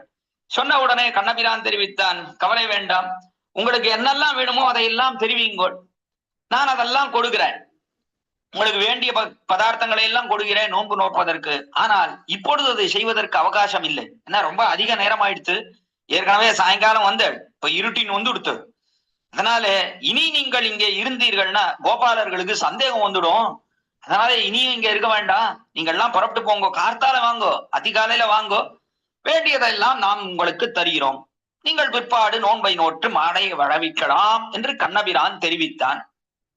பார்த்தார்கள் கோபிகைகள், யோ கண்ணன் என்ன இப்பொழுதுதான் இவனோட சேர்ந்தோன்னு பார்த்தா அதுக்குள்ள நாம பிரியலான்னு சொல்லிட்டானே, சரி ஆமா அதுவும் வாஸ்தவம் தான், கோபாலர்களுக்கு சந்தேகம் வந்துடும், என்னடா இது கண்ணனிடத்துல பெண்களை விட்டோம், இத்தனை காலம் ஆச்சு, போனா தெரியவேல என்ன ஆச்சுன்னு, காலையில விடிஞ்சே போயிடும் போல இருக்கே, என்ன ஆச்சோ தெரியலையே என்று கோபாலர்களுக்கு சந்தேகம் ஏற்படும். வேண்டாம்னா அந்த சந்தேகம் வர வேண்டாம், ஏதோ இன்னைக்குதான் நம்மளை எல்லாம் விட்டுருக்கா நிலவரங்கள்ல இருந்து, உடனடியாக நாம் இஷ்ட பிரகாரம் இங்கே காரியம் செய்ய வேண்டாம், கொஞ்சம் அவ கொடுத்த அனுமதிக்கும் மரியாதை கொடுப்போம் என்று நினைத்து கோபிகைகள் அவர்களும் புறப்பட்டு தங்கள் கிரகங்களுக்கு போனார்கள். ரொம்ப வாட்டம் அவர்களுக்கு, ஒருத்தி மேல ஒருத்தி தோல்ல கைய ஊனிந்து தள்ளாடிண்டே போனா கோபிகைகள். கண்ணபிரான் அவனுக்கு இன்னும் ஆட்டம், யோ கோபிகள் எல்லாம் போயிட்டாளே, இத்தனை காலம் பார்க்க முடியாத கோபிகள் இன்னைக்கு வந்து பார்த்தோம், ஆனா அதுக்குள்ள பிரிஞ்சு போயிட்டாளே என்று அவனுக்கு மிகுந்த வாட்டம். அதனாலே கால்நடையே தரவில்லை அவனுக்கு, அப்படியே தள்ளாடிந்து தன்னுடைய கிரகம் நந்தகோபனுடைய மாளிகையிலே சென்று புகுந்தான் கண்ணபிரான் என்று அங்கு விற்த்தாந்தத்தை பார்க்கிறோம். இப்படி கோபிகைகள் எல்லாம் போய் சேர்ந்தார்கள், கண்ணனும் போய் சேர்ந்தார். மறுநாள் காலையிலே புறப்பட்டு கோபிகைகள் வந்தார்கள். வந்து கண்ணபிரான் இடத்துல தங்களுக்கு நோன்புக்கு வேண்டிய உபகரணங்களை எல்லாம் பெற்றார்கள். அதே சமயத்துல அவர்கள் நோன்பை நோற்றார்கள், மழை பொழிந்தது என்று மேலே இப்படி ஒரு விற்த்தாந்தத்தை பார்க்கிறோம். இது திருவாய்ப்பாடியிலே அந்த காலத்துல நடந்த கதை, நடந்த விற்த்தாந்தம். அந்த விற்த்தாந்தத்தை இப்பொழுது ஆண்டாள் அனுகரிக்கிறாள் இவ்விடத்துல ஸ்ரீவில்லிபுத்தூரிலே. ஸ்ரீவில்லிபுத்தூர்ல அனுகாரம்ங்கிறது என்ன ஆச்சுன்னா, ஆண்டாளுக்கு முற்றிவிட்டது இவ்விடத்துல. ஸ்ரீவில்லிபுத்தூரே திருவாய்ப்பாடியாகவும், அங்குள்ள பெண்கள் இடைப்பெண்களாகவும், தானும் அவர்களிலே ஒருத்தியாகவும், வடபெருங்கோயிலே ஸ்ரீ நந்தகோபர் திருமாளிகையாகவும், உள்ளே நிற்கிறவன் ஸ்ரீ கிருஷ்ணனாகவும், பாவனா பிரகர்ஷம் முத்தினவாறே இடைநடையும் இடைமுடியும் இடைப்பேச்சும் முடைநாத்தம் ஆகிவிட்டது என்று தெரிவித்தார் பெரியவாச்சான் பிள்ளை. நாளை ஸ்ரீவில்லிபுத்தூரையே திருவாய்ப்பாடியா கொண்டாய்ப்போ ஆண்டாள். இப்போ ஆண்டாள் இருக்கக்கூடிய இடம் என்ன என்றால், இடத்துல ஸ்ரீவில்லிபுத்தூர் தான் ஆண்டாள் இருக்கக்கூடிய இடம். ஆனால் அந்த ஊரை எப்படி பாவிக்கிறாள் ஆண்டாள், அதான் ஆண்டாளுடைய பாவ சுத்தி. இவருடைய மனசாலே என்ன அபிப்பிராயம்னா, இதுதான் திருவாய்ப்பாடி, திருவாய்ப்பாடி தான் இது, அதை தவிர வேற ஸ்ரீவில்லிபுத்தூர் என்பதை மறந்தாள் ஆண்டாள். இடத்துல ஸ்ரீவில்லிபுத்தூராகவே பார்க்கவில்லை இந்த ஊரை, அதுதான் திருவாய்ப்பாடி என்று கொண்டாள் தன்னுடைய எண்ணத்தாலே மனதால். ஸ்ரீவில்லிபுத்தூரே திருவாய்ப்பாடியாகவும், அங்குள்ள பெண்கள் இடைப்பெண்களாகவும், அங்கே இருக்கக்கூடிய பெண்கள் எல்லாம் இடைப்பெண்கள் என்று நினைத்தாள். அதே போல தானும் அவர்களிலே ஒருத்தி, இப்ப இடைச்சியாக ஆயிட்ட ஆண்டாள். பிராமண குலத்திலே பிறந்து வைத்து தன்னை ஒரு இடைப்பெண்ணாக பாவிக்கிறாள் இப்பொழுது கோபஜன்மத்தை ஆஸ்தானம் பண்ணினாள். தான் ஒரு கோபிகையாகவே நினைத்தாள். இடைப்பெண்களிலே தானும் ஒருத்தியாகும். அதற்கு பிற்பாடு வடபெரும் கோயில் என்று சொல்லக்கூடிய எம்பெருமான் படுத்துட்டு இருக்கானே ஸ்ரீவில்லிபுத்தூர்ல ஆணி நிலையாய் என்று சயன திருக்கோலத்துல இருக்கானே, அப்படிப்பட்ட எம்பெருமானுடைய கோயில் இருக்கே, அதுதான் கண்ணபிரானுடைய தகப்பனார் ஸ்ரீ நந்தகோபனுடைய திருமாளிகை, அவருடைய வீடு என்று நினைத்தாள் ஆண்டாள். உள்ளே இருக்கக்கூடிய எம்பெருமான் அவன் தான் கண்ணபிரான் என்று நினைத்தாள். அதனால என்ன ஏற்பட்டது? பாவனையானது முற்றி போய் இடைநடையும் இடைப்பேச்சும் இடைமுடியும் உடைநாத்தமும் ஆகிவிட்டதுன்னு தெரிவித்தார். எல்லாம் இடையர்கள் பேசக்கூடிய பேச்சு, நடை அழகு இருக்கே, ஆண்டாளுடைய நடைன்னு பார்த்தா அது இடையர்கள் நடை. அதற்கு மேலே அவருடைய பாவனை இடை, அதாவது உடை, அதே போல நடை எல்லாமே மாறிவிட்டது. இன்னைக்கும் போனா ஒரு இடைப்பெண்ணாத்தானே ஆண்டாள் சேவை சாதிக்கிறார். அந்த கொண்டை இருக்கே, அது இடையர்கள் இட்டுக் கொள்ளக்கூடிய கொண்டை. அப்படித்தானே ஆண்டாள் கொண்டைனர்தான். நானே அப்படித்தான் சேவை சாதிக்கிறாள் இன்னைக்கும். அப்படி தன்னை ஒரு கோபிகையாகவே நினைத்தாள் ஆண்டாள். இப்ப என்ன ஏற்பட்டது? ஸ்ரீவில்லிபுத்தூர்ல எங்கு பார்த்தாலும் முடைநாத்தம் என்று, முடைநாத்தம்னு சொன்னா எங்கு பார்த்தாலும் இந்த நெய், பால், தயிர் இதெல்லாம் அதிகமாக ஒரே இடத்துல இருந்ததுன்னு தெரிவித்தால் அதற்கே ஒரு வாடை வரும். அப்படிப்பட்ட ஒரு வாடை ஒன்று ஏற்பட்டது. அதாவது ஒரு வாசனை. இந்த வாசனை வந்து சேர்ந்தது ஸ்ரீவில்லிபுத்தூருக்கு. அது திருவாய்ப்பாடியில உண்டான வாசனை. திருவாய்ப்பாடியில தான் நிறைய நெய், பால், தயிர் இதனுடைய சமிருத்தி. அந்த வாசனை இங்க ஸ்ரீவில்லிபுத்தூர்லயே வந்துடுத்து. அதனாலே இதையே திருவாய்ப்பாடினான். உண்மையிலேயே இது திருவாய்ப்பாடியானா இல்லை, ஆனால் பாவனையாலே இது திருவாய்ப்பாடியாக நினைக்கிறார். அதனாலே உள்ளுரை பொருள்னு இருக்க, அது தனிப்பட்டதாக காண கிடக்கிறது இவ்விடத்துல என்பதை பார்க்கிறோம். இப்பொழுது ஆண்டாள் இங்க நீராட்டம் நீராட்டம்னு சொன்னாலே, எங்கேயாவது போய் நீராடினாடா? நோன்பு நோக்க போறேன்னு சொன்னாலே அதுவே ஒரு வியாஜம். நோன்பை நோக்கிறேன், பாவை ஏழோர் எம்பாவை, பாவை பாவைன்னு சொல்றாளே, நாங்கள் நம் பாவைக்கு சாத்தி நீராடினாள், நம் பாவைக்கு செய்யும் கிருஷகள் கேளீரோ என்று பாவை பாவைன்னு நோன்பு சொல்றாளே, பாவை நோன்புன்னு ஒண்ணு சொல்றாளே. இப்படி நோன்பு நோக்கக்கூடியவள் நீராட போதுவீர் போதுமினோன்னு தெரிவித்தாள். நாங்களும் மார்கழி நீராட மகிழ்ந்துன்னு மேலே 4ஆம் பாசுரத்துல தெரிவிக்கிறார். இப்படிலாம் நீராட்டம் நீராட்டம்னு சொல்றாளே, எல்லாத்தையும் மறைச்சு சொல்றாங்க இடத்துல. அப்போ என்ன ஏற்பட்டது என்றால் சுவாபதேசம் என்று ஒரு அர்த்தம் பார்க்கிறோம். வியங்கார்த்தம் என்றும் துவன்யார்த்தம் என்றும் இவையெல்லாம் பார்க்கிறோம் இவ்விடத்துல திருப்பாவையில். வியங்கார்த்தம்னா என்ன அப்படின்னா, வியங்கியார்த்தம்னா மறைத்து சொல்வது, அப்படி ஸ்பஷ்டமாக தெரிவிப்பதல்ல. அதே போலத்தான் இங்கே நீராட்டம் என்று தெரிவித்தாள். நீராட்டம்னு சொன்னா ஸ்பஷ்டமா சொல்லல, மறைச்சு சொல்றார். எதை தெரிவிக்கிறாள்னா பகவத் சம்ஸ்லேஷன் வியாக்கியானம் பண்ணினார்கள். பகவத் சம்ஸ்லேஷம்னு சொன்னால் பகவானோடே கூடுவது, அதைத்தான், அதாவது கண்ணனோடே கூடுவது, அதைத்தான் ஆண்டாள் நீராட்டம்னு சொல்றான்னு தெரிவித்தார்.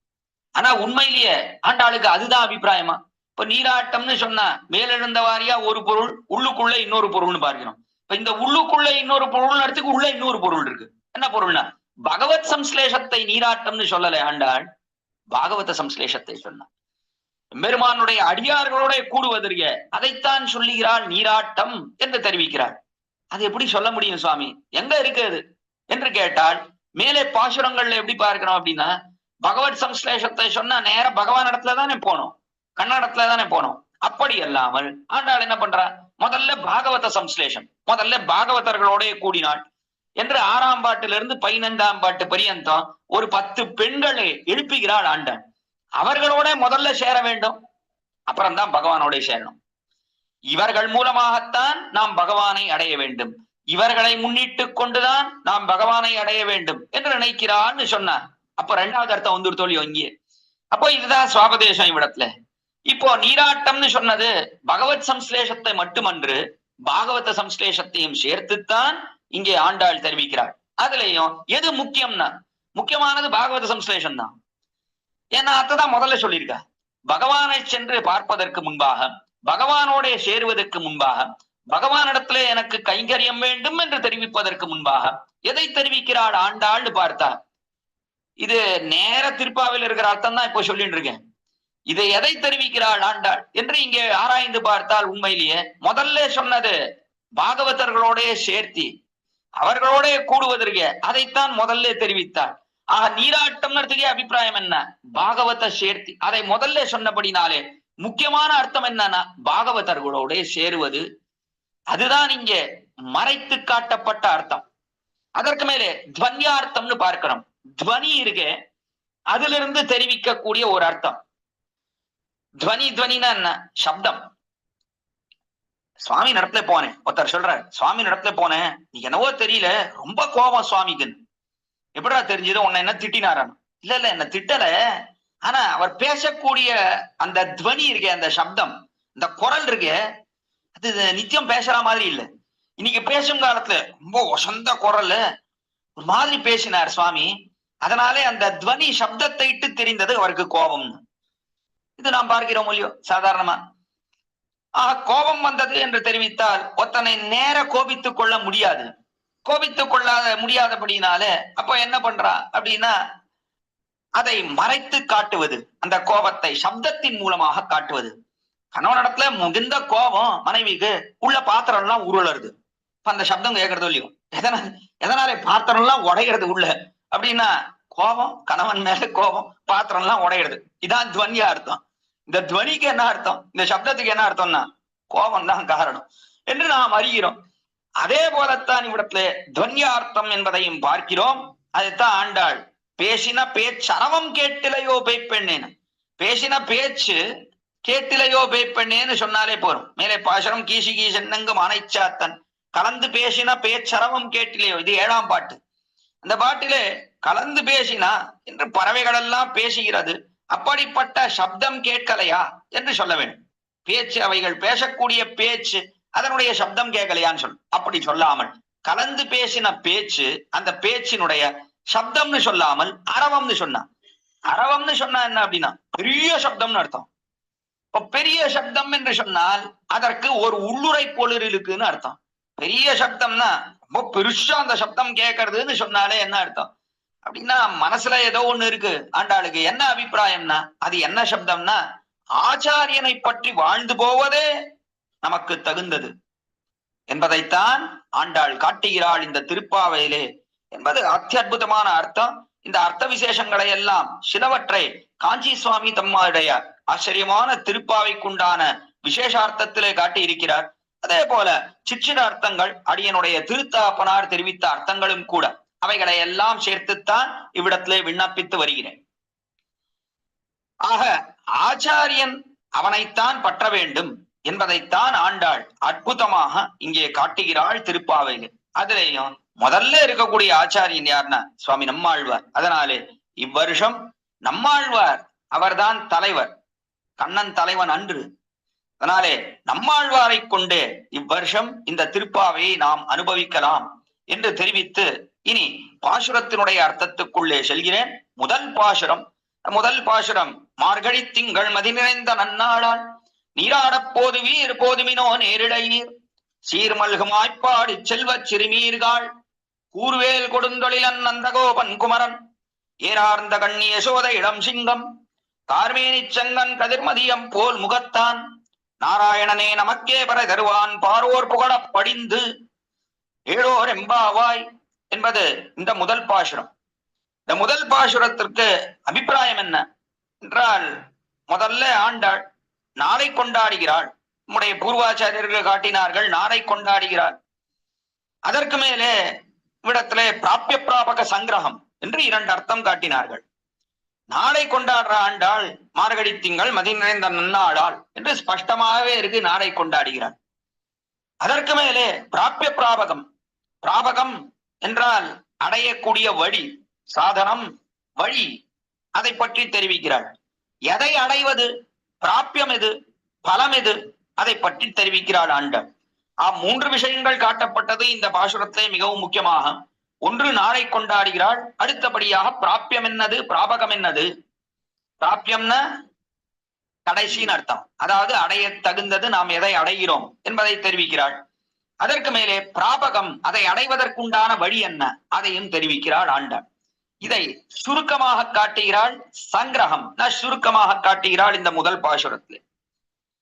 இந்த பாசுரத்திலே எது முக்கியமாக தெரிவிக்கப்பட்டதுன்னா பிராபிய பிராபக சங்கிரகம்.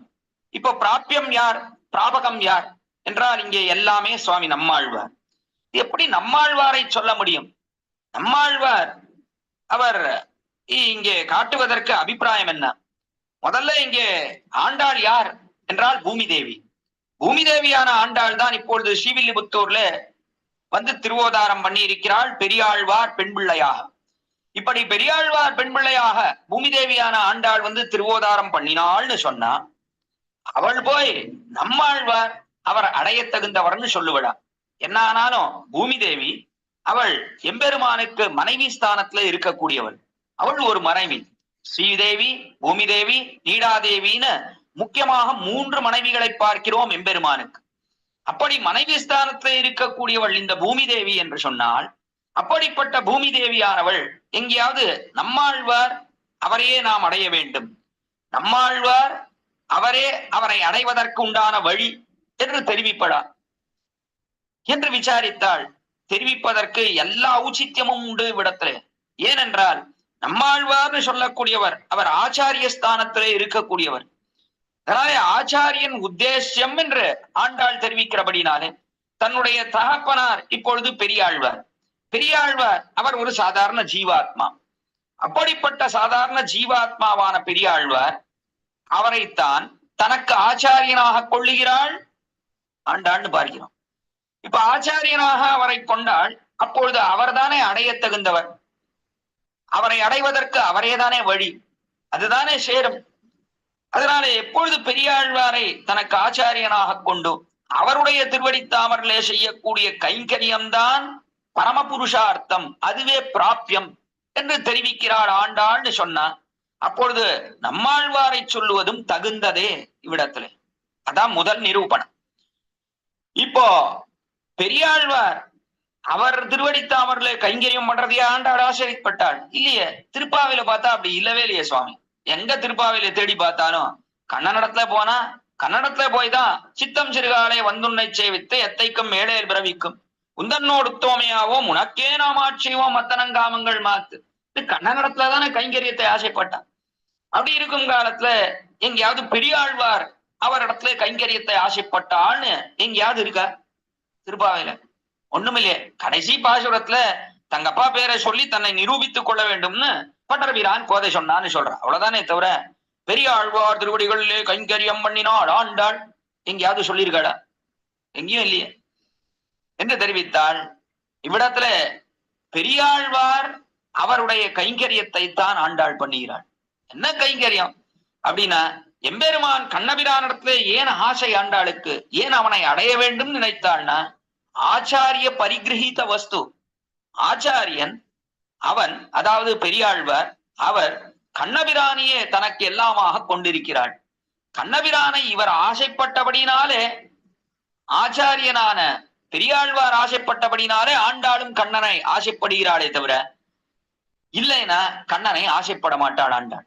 அதனாலே இப்பொழுது யாருக்கு கைங்கரியம் பண்ணுகிறாள் ஆண்டாள் அப்படின்னா, இதனாலே யார் திருவுள்ளம் உகக்கும்? கைங்கரியம் கைங்கரியம்னு சொன்னா என்ன அர்த்தம் அப்படின்னா, இப்ப எம்பெருமானுக்கு நாம் கைங்கரியம் பண்ணுகிறோம் என்று தெரிவித்தால் அதனாலே எம்பெருமானுக்கு ஆனந்தம் ஏற்படுகிறது.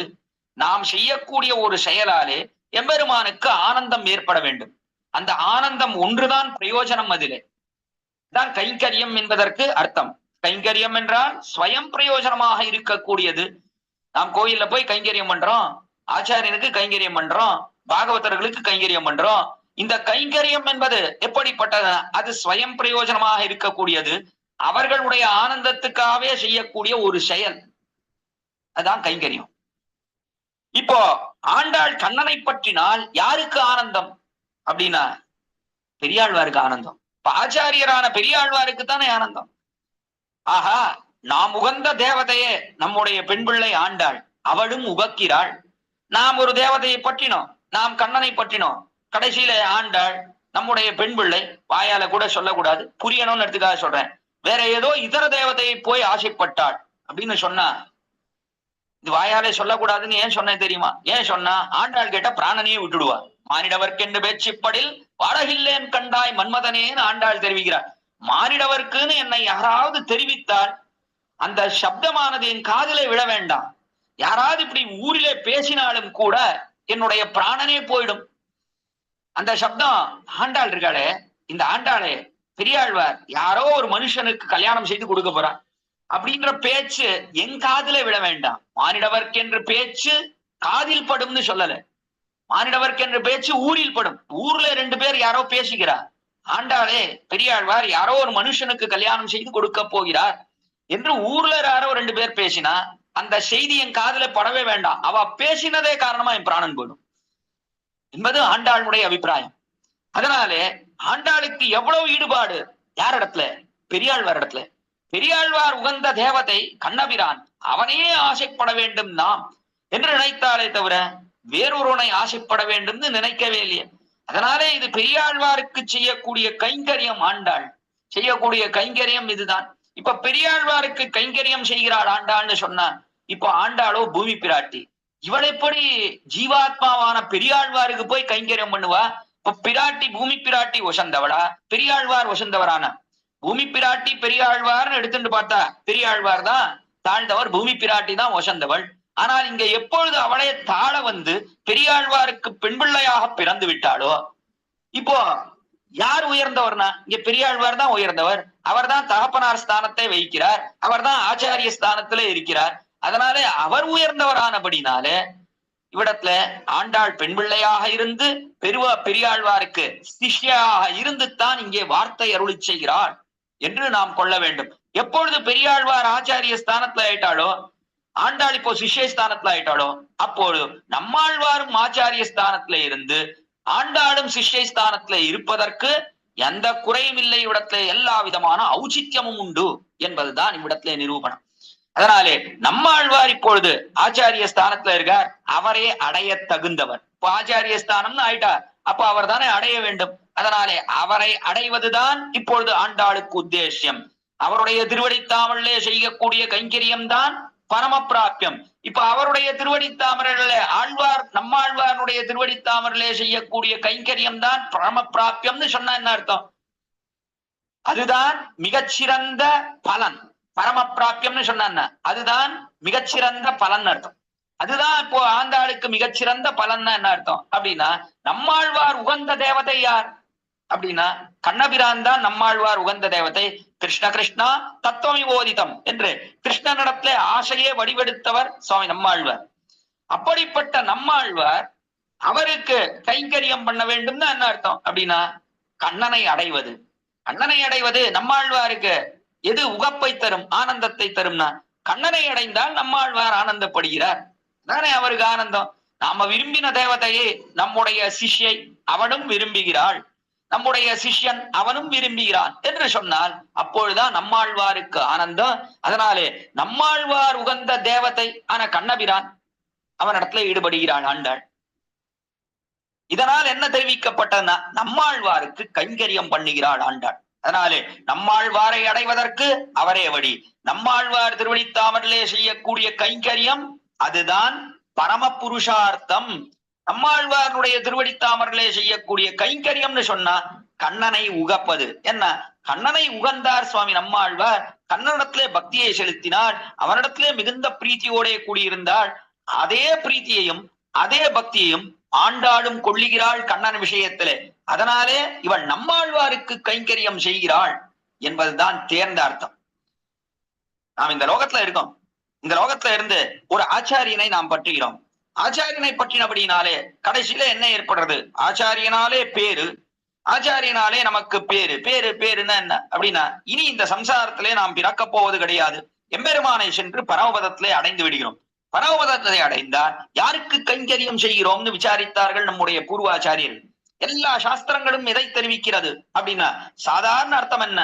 எம்பெருமானை அடைந்து எம்பெருமானுடைய திருவடித்தாமரிலே இவன் எல்லா விதமான கைங்கரியங்களையும் செய்கிறான்.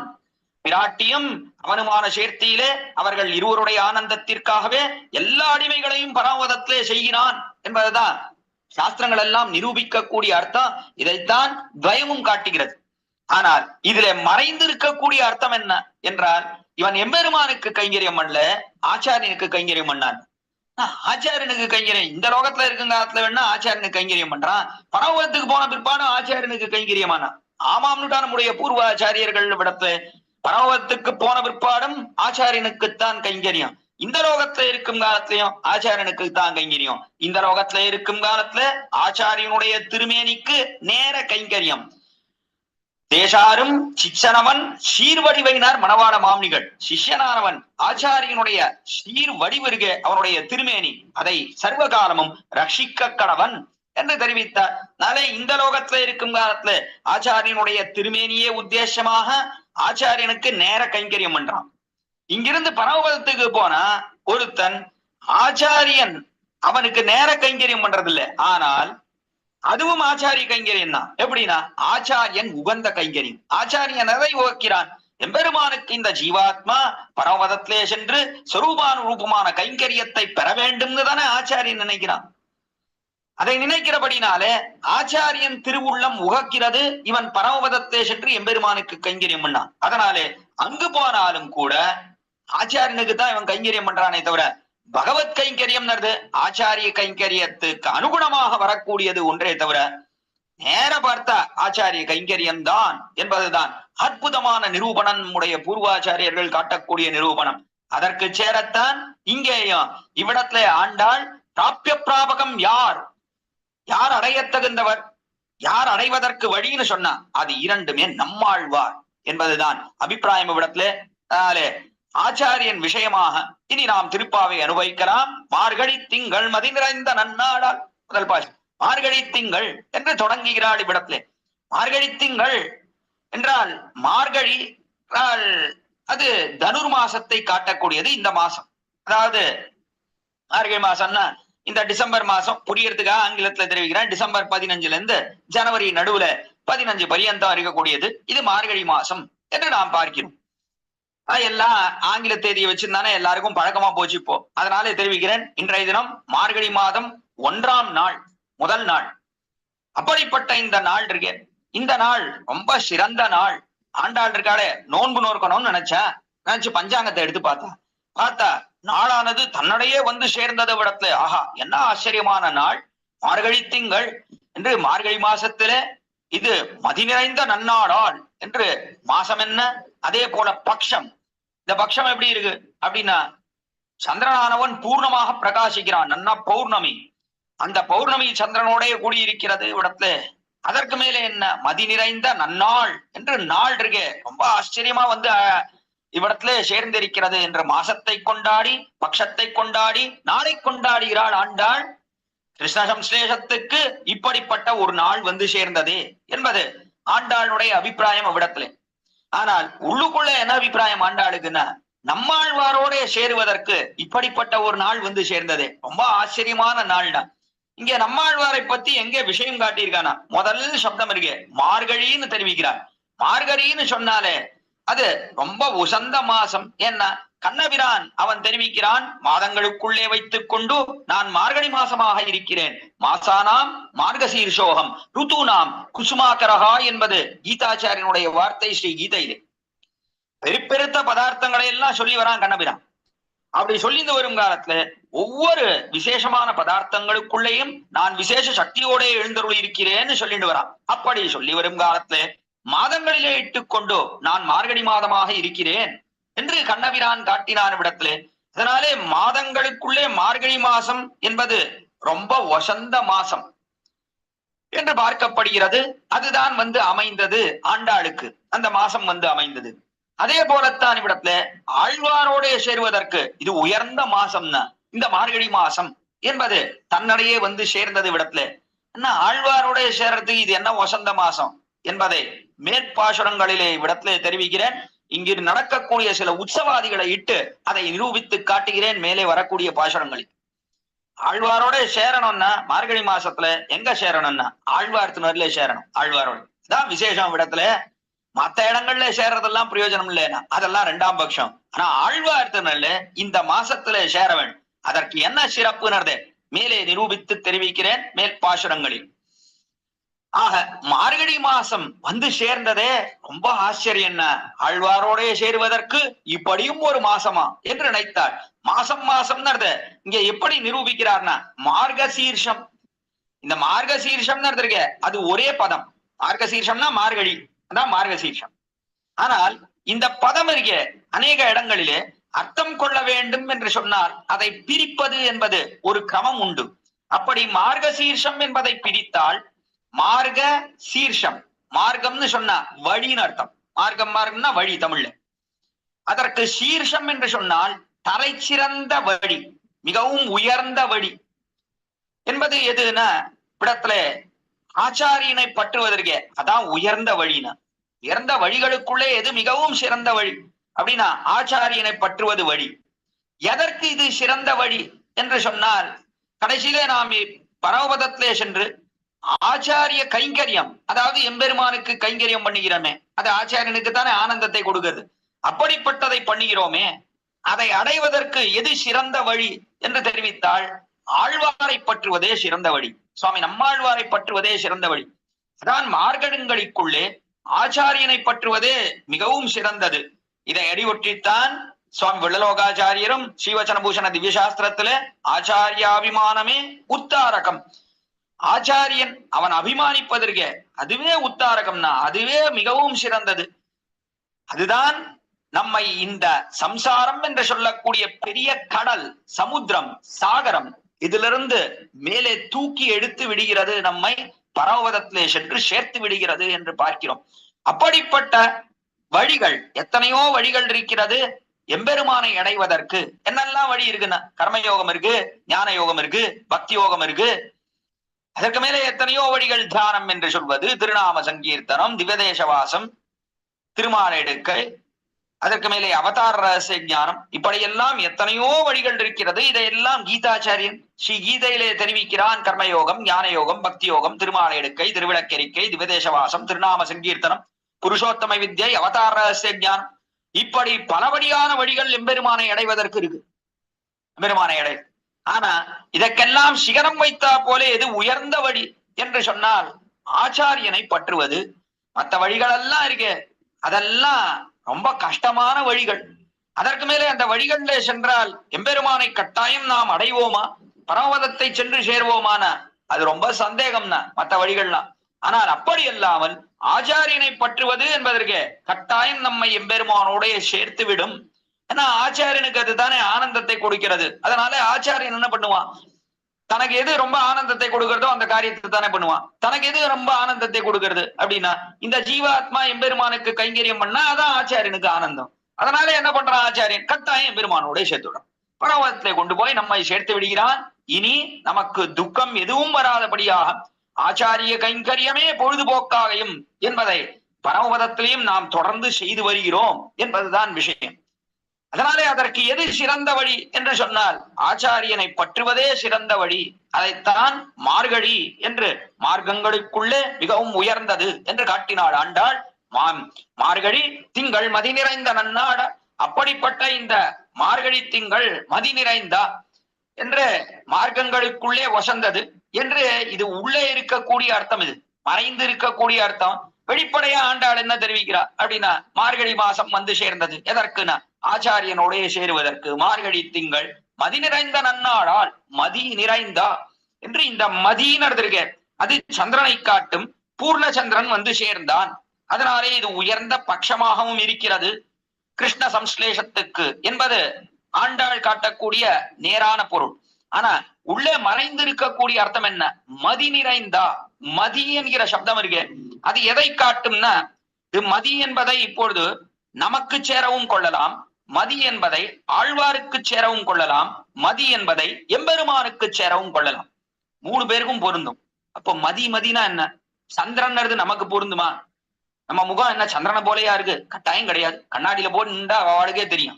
முகத்தையும் சந்திரனையும் பார்த்தா ஐயோ இந்த முகத்தை கொண்டா சந்திரனை பாக்குறோம் அப்படின்னு நினைக்கும்படியா இருக்கு. முகம் ஒண்ணும் நம்ம முகம் ஒண்ணும் சந்திரனை போல இல்லை.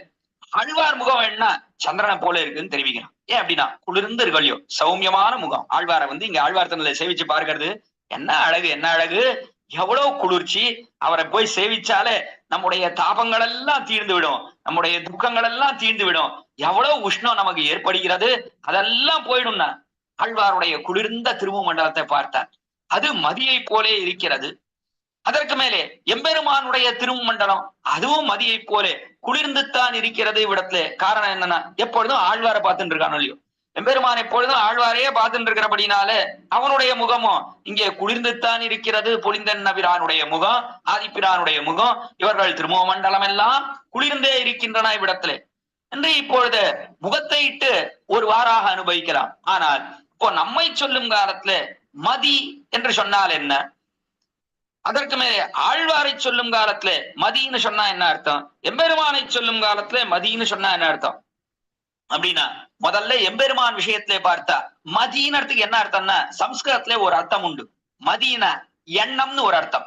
அதாவது நம்முடைய சிந்தை, நாம் நினைக்கிறோமே அது விதவிதமாக இருக்கக்கூடியது.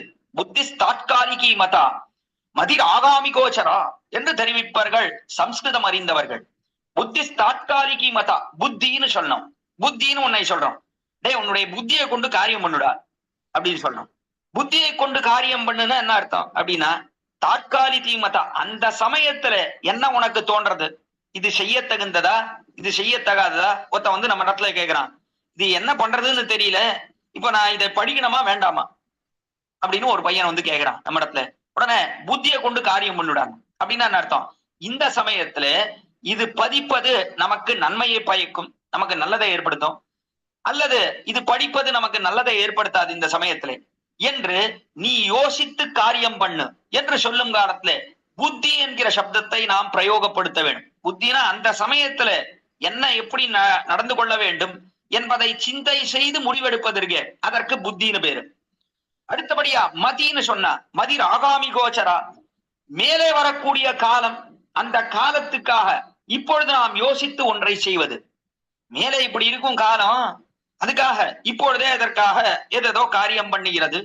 அது என்ன அப்படின்னா மேலே காலம் ரொம்ப துர்பிக்ஷ காலங்கள் ஏற்படும் என்று சொன்னால் இப்பொழுதே அதற்காக சேர்த்து வைத்துக் கொள்வது. இங்க ஆழ்வார்த்தினரில பார்த்தா 4 தினங்களுக்கு ஒரு 2 தினங்களுக்கு முன்பாக அபாரமா மழை, நிறைய மழை பெய்ந்தது. தாமிரபரணி இங்க அடி உங்கள் திருமாளிகை பின்னாடி நொப்பும் நிறையமாக பூர்ணமாக ஓடியது, 2 கரையும் தொட்டுன்னு இன்னும் ஓடின்னு தான் இருக்கு. அவ்வளவு ஜலமானது திறக்கப்பட்டது, அதனால நிறைய ஜலம் வெள்ளம் பெருக்கெடுத்து ஓடியது, தாமிரபரணி ஓடின்னு இருக்கு. இது 2 தினங்களுக்கு முன்பு விடாமல் மழை பெய்யுது. இந்த 2 தினங்களுக்கு விடாமல் மழை பெஞ்ச உடனே எல்லா இடத்துலயும் என்ன பண்றா அப்படின்னா, இப்ப மழை வந்தாலே என்ன பயம்னா, இங்கெல்லாம் முதல்ல எல்லாம் அப்படி இல்லை, இப்ப எல்லாம் மழை வந்தா, போன வருஷமும் இதே போல மழை வந்தது, தொடக்கத்திலேயே மழை வந்தது, 2 தினங்கள் உபன்யாசமே சொல்ல முடியல திருப்பாக. அப்படி எங்கு பார்த்தாலும் ஒரே மழை, வெள்ளம் சூழ்ந்து கொண்டதை விடத்துல ஆழ்வார்த்தினரை ஒண்ணுதான் முதக்கல, மத்த எல்லா ஊரும் பக்கத்துல இருக்கிற எல்லா ஊர்களும் மிதந்தது போன வருஷம் சென்ற ஆண்டு. இந்த வருஷம் அவ்வளவு இல்லை பாதிப்பு, இருந்தாலும் மழை பெய்ஞ்சிச்சு. அதனால மழை பெஞ்ச உடனே போன வருஷம் மழை பெய்யும் காலத்துல சிறிது அஜாக்கிரதையாக இருந்தார்கள் எல்லோரும். நம்ம ஊர்ல எல்லாம் அப்படி எல்லாம் வெள்ளம் வருமா, எல்லா இடத்தையும் வந்து சீர்ந்து கொள்ளுமா, அப்படி எல்லாம் இருக்காது என்று அஜாக்கிரதையா இருந்த. இந்த வருஷம் என்ன ஆச்சுன்னா, டிசம்பர் மாசம் வருது அப்படின்றதுக்கு முன்னாடியே போன வருஷமே இதே மாதிரி அடுத்த வருஷம் டிசம்பர் மாசம் ஏதாவது வந்ததுன்னா என்ன பண்றது அப்படிங்கிறதுக்காக ஒரு வருஷத்துக்கு முன்னாடியே அநேக இடங்கள்ல அவ என்ன பண்ணினானா, உடனே தங்களுடைய கடைகள்லாம் இருக்கு அதெல்லாம் வசதி கட்டினுட்டா, நிறைய படி வச்சு மேல தூக்கி கட்டினுட்டா. எங்கேயாவது வெள்ளம் இருந்தா என்ன பண்றது, கடையில இருக்கிற பதார்த்தங்கள் எல்லாம் போன வருஷம் நாசமா போயிடுது. அதனால மேலே வரக்கூடிய வருஷத்துல நாம் ஜாகிரதையா இருக்கணும். இனி பதார்த்தங்களை இழக்கக்கூடாது. எல்லாம் ப்ரொவிஷன் ஸ்டோர்னு எடுத்துட்டா மளிகை கடை இருக்கு, அதுல எல்லா பதார்த்தங்களும் பல லட்ச ரூபாய்கள் நாசமாக போயிட்டு இடத்துல. அதே போலத்தான் துணிக்கடைகள், மருந்து கடைகள் எல்லாருமே நாசத்தை அடைந்தார்கள் சென்ற ஆண்டு. அதனால இந்த ஆண்டு என்ன பண்ணானா, கடையிலே கொஞ்சம் தூக்கி உயரத்தை கட்டி விட்டா. எல்லாம் நிறைய படிகள்லாம் வச்சு போய் பார்த்தா தெரியும், கிழக்க போய் பார்த்தா நிறைய கடைகள்லாம் உயரத்துல இருக்கு. அதுக்கு காரணம் என்னன்னா, இனி மேல் வரக்கூடிய காலங்களிலே நாம் இதை போலே கஷ்டப்படக்கூடாது, பதார்த்தங்களை இழக்கக்கூடாது, நமக்கு லாஸ் வரக்கூடாது, நஷ்டம் வரக்கூடாது என்கிறபடினாலே எல்லாம் இந்த காரியத்தை எல்லாம் பண்ணிக்கிறான். அது மட்டுமன்று ரொம்ப ஆச்சரியம் என்னன்னா, 4 தினங்களுக்கு முன்பு மழை வந்த உடனே அப்பொழுது மளிகை சாமான் வாங்கலான்னு போன மளிகை சாமான் கடையில ஒரே கூட்டம். ஏன் அப்படின்னா அவளுக்கு பயம் என்னன்னா, ஒருவேளை போன வருஷம் மாதிரி மழை நிறைய பெய்யுது, எங்கு பார்த்தாலும் வெள்ளம் வந்தா கடைகள்ல இருக்கிற சாமான் தான் நாசமா போச்சா, அடுத்த வேளை ஆகாரத்துக்கு என்ன பண்றது, நமக்கு இப்போ ஆகாரத்து தானே யோஜனை, அதனால ஆகாரத்துக்கு என்ன பண்றது அப்படின்னுட்டு ஒரே கூட்டம் எல்லா பதார்த்தங்களையும் வாங்கி சேகரித்து வைத்துக் கொள்வோம், இப்பொழுதே வாங்கி வீட்டுல அடுக்கி வச்சுடுவோம் என்று நினைத்து காரியம் செய்யக்கூடிய அந்த புத்தி இருக்கே, அந்த நினைவு இருக்கே, அதற்குத்தான் மதின்னு பேரு. அதனாலே மதிர் ஆகாமி கோச்சரா, மேலே வரக்கூடிய காலத்தை உத்தேசித்து இப்பொழுதே செயல்படுவது, அதற்காக சேர்த்து வைத்துக் கொள்வது என்பது ஒன்று இருக்கோ இல்லையோ. மேல நமக்கு வியாதி வருதோ இல்லையோ, பணத்தெல்லாம் கொண்டு போய் எங்க போடுறோம், இன்சூரன்ஸ்ல போட்டு விடுறோம். பணத்தெல்லாம் இன்சூரன்ஸ்காரங்கிட்ட கட்டிடும். கடைசியில வியாதியே வருது இல்ல, கடைசியில அவன் சுகமா இருக்கான். அவனுக்கு அவன் கடைசியில இப்படி இன்சூரன்ஸ்ல போட்டுட்டோமே ஐயோ போட்டுட்டோம், 1090 வயசு ஆச்சு, இன்னும் ஒரு நாள் கூட ஹாஸ்பிட்டலுக்கு போவே இல்லையே, இது கவலை. கடைசியில ஒரு நாள் கூட ஹாஸ்பிட்டலுக்கு போனாதானே இன்சூரன்ஸ்ல கிளைம் கிடைக்கும். அந்த பணத்தை எல்லாம் கட்டினோமே, வருஷா வருஷம் ஆயிரக்கணக்கில் கட்டினோமே இன்சூரன்ஸ்காரனுக்கு, கடைசியில ஒன்ன கூட கிளைம் பண்ணவே முடியல. இப்படியே போய் சேர்ந்துடுவோம் போல இருக்கே. பணவத்துக்கு போனா அங்க கிளைம் பண்ணலாமா? அங்க போனா ஒன்னும் கிளைம் பண்ண முடியாது. அங்க போனா வியாதியும் வரப்போறது இல்ல, கிளைமும் பண்ண முடியாது. ஆனா நமக்கு என்ன யோசனை வருது உடனே, ஐயோ இப்படி அநியாயமா போட்டோமே இன்சூரன்ஸ்காரங்கிட்ட கொடுத்துட்டோம், கடைசியில வியாதியே வராமல் இப்படி போறோமே, கடைசியில நாம அதுக்கு வருத்தம். வியாதி வரலையான்னு வருத்தம்.